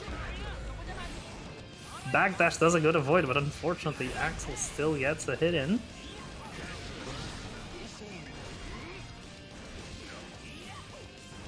Small whiff punishes. Ooh, a Jumping chance. over the command grab, that's unfortunate 2H. Yeah, there's the one we were talking about. Time There suck. it is. Does this kill? So close, but not quite. Nago has so much health, it is a lot to work through. Oh, the Twitch reaction.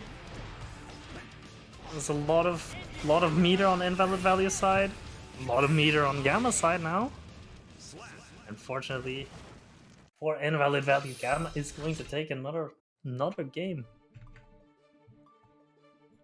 That Rensen really is a problem. Because like unless you're in like the sort of dead zone of the Rensen follow-up, you're not gonna do much about it. You're just gonna have to block it, and Nago can't even like effectively jump out of it. You see it over and over, the Rensen catching. They should give Nago an air Fukyo in season 2 and see what happens to the game. I mean, sure, if they take away half of Nago's damage, I'm game.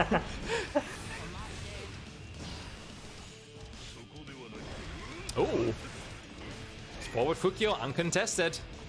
Gamma has... Yo. Oh no. Is that why Gamma didn't do anything? They were just waiting for Invalid Value to go bust? Oh. Wow. We still want to play this, really? Alright, all in. Invalid Value. Oh no. Look at that. There's your fun interaction with the neutral time stop super. Wait, that's kind of like baiting anti-airs with, you know, Baiken's air gun. It's sort of you're waiting for them to unleash the anti-air, then you stop the time just before you get there and then punish. That's brilliant. Stopping time like it's a Exert YRC. Yeah.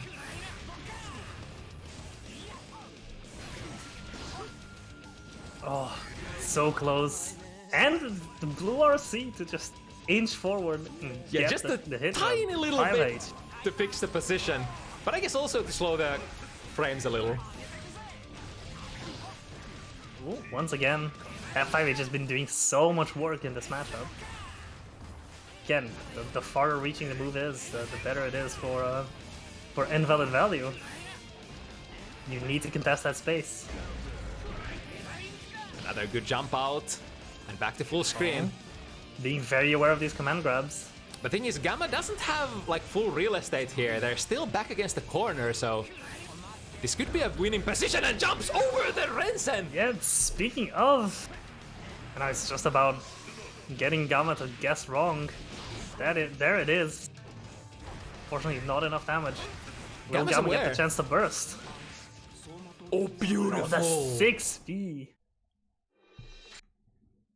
Yeah, that jump slash from Axel is very hard or almost impossible to 6P at the tip range, because there, as far as I know, there is a little bit of disjoint, but at that range, at like mid-range, 6P is a very good button, and it's still gonna hit. Do wonder if the answer there is to super double jump. Just be as far away as possible and just hit with that disjoint downward. Yeah, or then just commit to air dash out of the corner. Oh, and very aggressive round start from Gamma. Wow. Oh wow, the 2S comes out and whips completely. It's a lot of build up. Gamma still has plenty of room to work with, and that's going to be just enough to take the round. Not Gamma, Invalid Value. Sorry. What if Axel had a blood gauge? The real hypotheticals. Like earlier, I was about to say, what does Nago even do against, you know, full screen Renaissance? But I mean, forward jump seems to be the option. That's what Invalid Value was using to punish. At 5H, at level 3 blood, we'll just dead. hit from basically full screen. You're gone. Bringing Yep. it even, 5-5. There is- Unfortunately for Axel, you do just die there. Sometimes you do just die. First I was minding my business, then I got 5 of it, and then I just die. Frick. Alright, now this is Invalid Value's shot at just pulling ahead in the set. Getting to 6 points first would be a massive advantage, but it's still such a tall mountain to climb, you know? Those last points are always the hardest. But in a way, you could treat this as like first to 2 now. If you can somehow avoid or like ignore all the information. Exactly. I feel like the mental reset doesn't happen at this stage a lot of the times, you know? There's so much that's information that's already been given out by both players, you know? A lot of people compare fighting games to chess, and there's a very good grounds for comparison there. Mm-hmm. Oh, And see, Gamma's playing very aggressively, and I think that's, you know, again, gotta pay it's out working here. out. Yeah. But I mean, and I think that's it. It's about tripping up Invalid Value. Now that the pressure is on them to get these last points, playing aggressively could be the wildcard move that Gamma needs to just close out this set. you still do have to realize how risky that was for Gamma. So, but Yeah. it's not like you can just. I mean, you can do that, but it. But like, look at that. Oh no, the drop. But at the same time, that's Playing, kind of playing Axel like a rushdown. that's kind of smart because you wanna switch up the gears somehow and throw off their rhythm and throw off their expectations. Yeah, because especially when you've just lost the last two games, you know, something has to change for you to get back on the driver's seat. And Gamma has spent the entirety of this set winning. That now, you know, they need to do something to go back. No, But Invalid Value is just saying, no, I will adjust. I will just turn it back on you. You put yourself too close to me, you're gonna get sent back to the corner. was that like the first blood-sucking universe in the whole set? No, the set started with 2 of them back to back, and then we didn't really see any more. But no, I think, is this death? Yeah, you're definitely dead.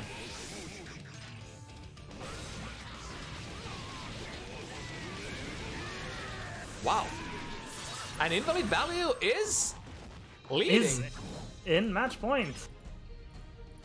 Would you look at that? It's been basically the whole set while Gamma has been, you know, has had the lead at least 1 or 2 games at a time. And now? Oh, how the tables have turned. Just in time. I mean, that's an adjustment at a perfect timing for Invalid Value. Yeah, just goes to show the level of play that both of these players are at, you know? Wait, was that 7? I don't think so. No. I'm pretty sure I've been counting. Yeah, all of the matches have been really close, very close. So we've had plenty of time to update.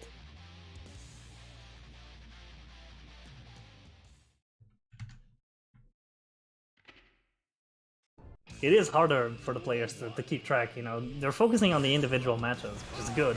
But then it right when there's no in-game counter, it's yeah. we're held accountable. Nobody wants that. So now Gamma needs to get this game out. Now the pressure is on them. You know, they were ahead for the entire set. Now suddenly, oh, once again, that level 3 blood 5H. And Gamma has so much risk. No matter what you get hit by, you die right at this point. Oh, Oh? Mixerino? Oh? Yeah, just balls to the walls. This is pressure. All right, up to just back off and go back to the usual game. And that's it. That's the round. And presence of mind, knowing when it's time to go for the pressure. Nice snipe. It's a missed. Oh, there's a lot of blood going to waste here. Switch positions, put them in the corner. And Gamma looking to be sailing pretty smooth this round. But it could end so fast. Oh, nice response. Was that just a reaction though? That was a reaction that was crazy way to dodge the 5H. Oh, a little late on the whip punish. Just chipping away a little bit at a time, and yeah. And it's so unfortunate seeing that full burst bar, but Invalid Value just does not have a chance to do something with it. Perfect script. Yo, once again, I didn't believe. I thought Invalid Value would have just taken this very easily. And look at where we are. 6-6, yeah. Who do you think wins? Okay, before we see this, you know, what's your money on? You know, a bit of commentator bias. I know we shouldn't be doing this, but I want to see who are you rooting for. I want to say Gamma, because just for the merit of Axel sort of having the Axel initially being in the driver's seat. I'm gonna say. And Gamma has put in so much effort, and is really shaking it up. Oh, but here's the hit. Getting the burst out. But Invalid is still so close. Gamma is definitely not comfortable with a Nago that up close. Ow, ow, ow! The only saving grace is that... Oh, he goes bust! Oh, and the grab. That's death! Tragedy! On screen! Had the perfect round going on, but ended up... That's set point right now for Gamma. I was about to say, there's only one person I know of that would enjoy being pressured that hard in the corner by Nago. They're in the chat watching this. All right, taking it all back. That's how it was supposed to look like last round. But it's not over yet. Gamma can still do this. This is Axel versus Nago. Yeah. Gamma just has to be play this really smart. Getting the time stop. Right, Going for the combo. Cashing out. Ooh, little unfortunate that the wall breaks so early. But we're back at it. We have I the still think bonus. this is, you know, the health bar still one story, but I think the game itself tells another. And there's a lot that can still happen here. So close with that 5 heavy. But Invalid Value is getting Axel to the corner now. Oh, he's popping. Oh no. It's over. It's over. Oh no. Yeah, he knows. Gamma knows. Oh, wait a second. Oh. Hold on. There's still a time slot. Oh my god. What an end. Gamma! Gamma clutching it out. A well-deserved victory. That is so poetic, just because we were talking about exactly that earlier. What if you use the time stop as a neutral tool? The tool that everyone has been thinking is basically the most useless ass super in the game for such a long time. And now... And here it is, taking the entire set. That was so good.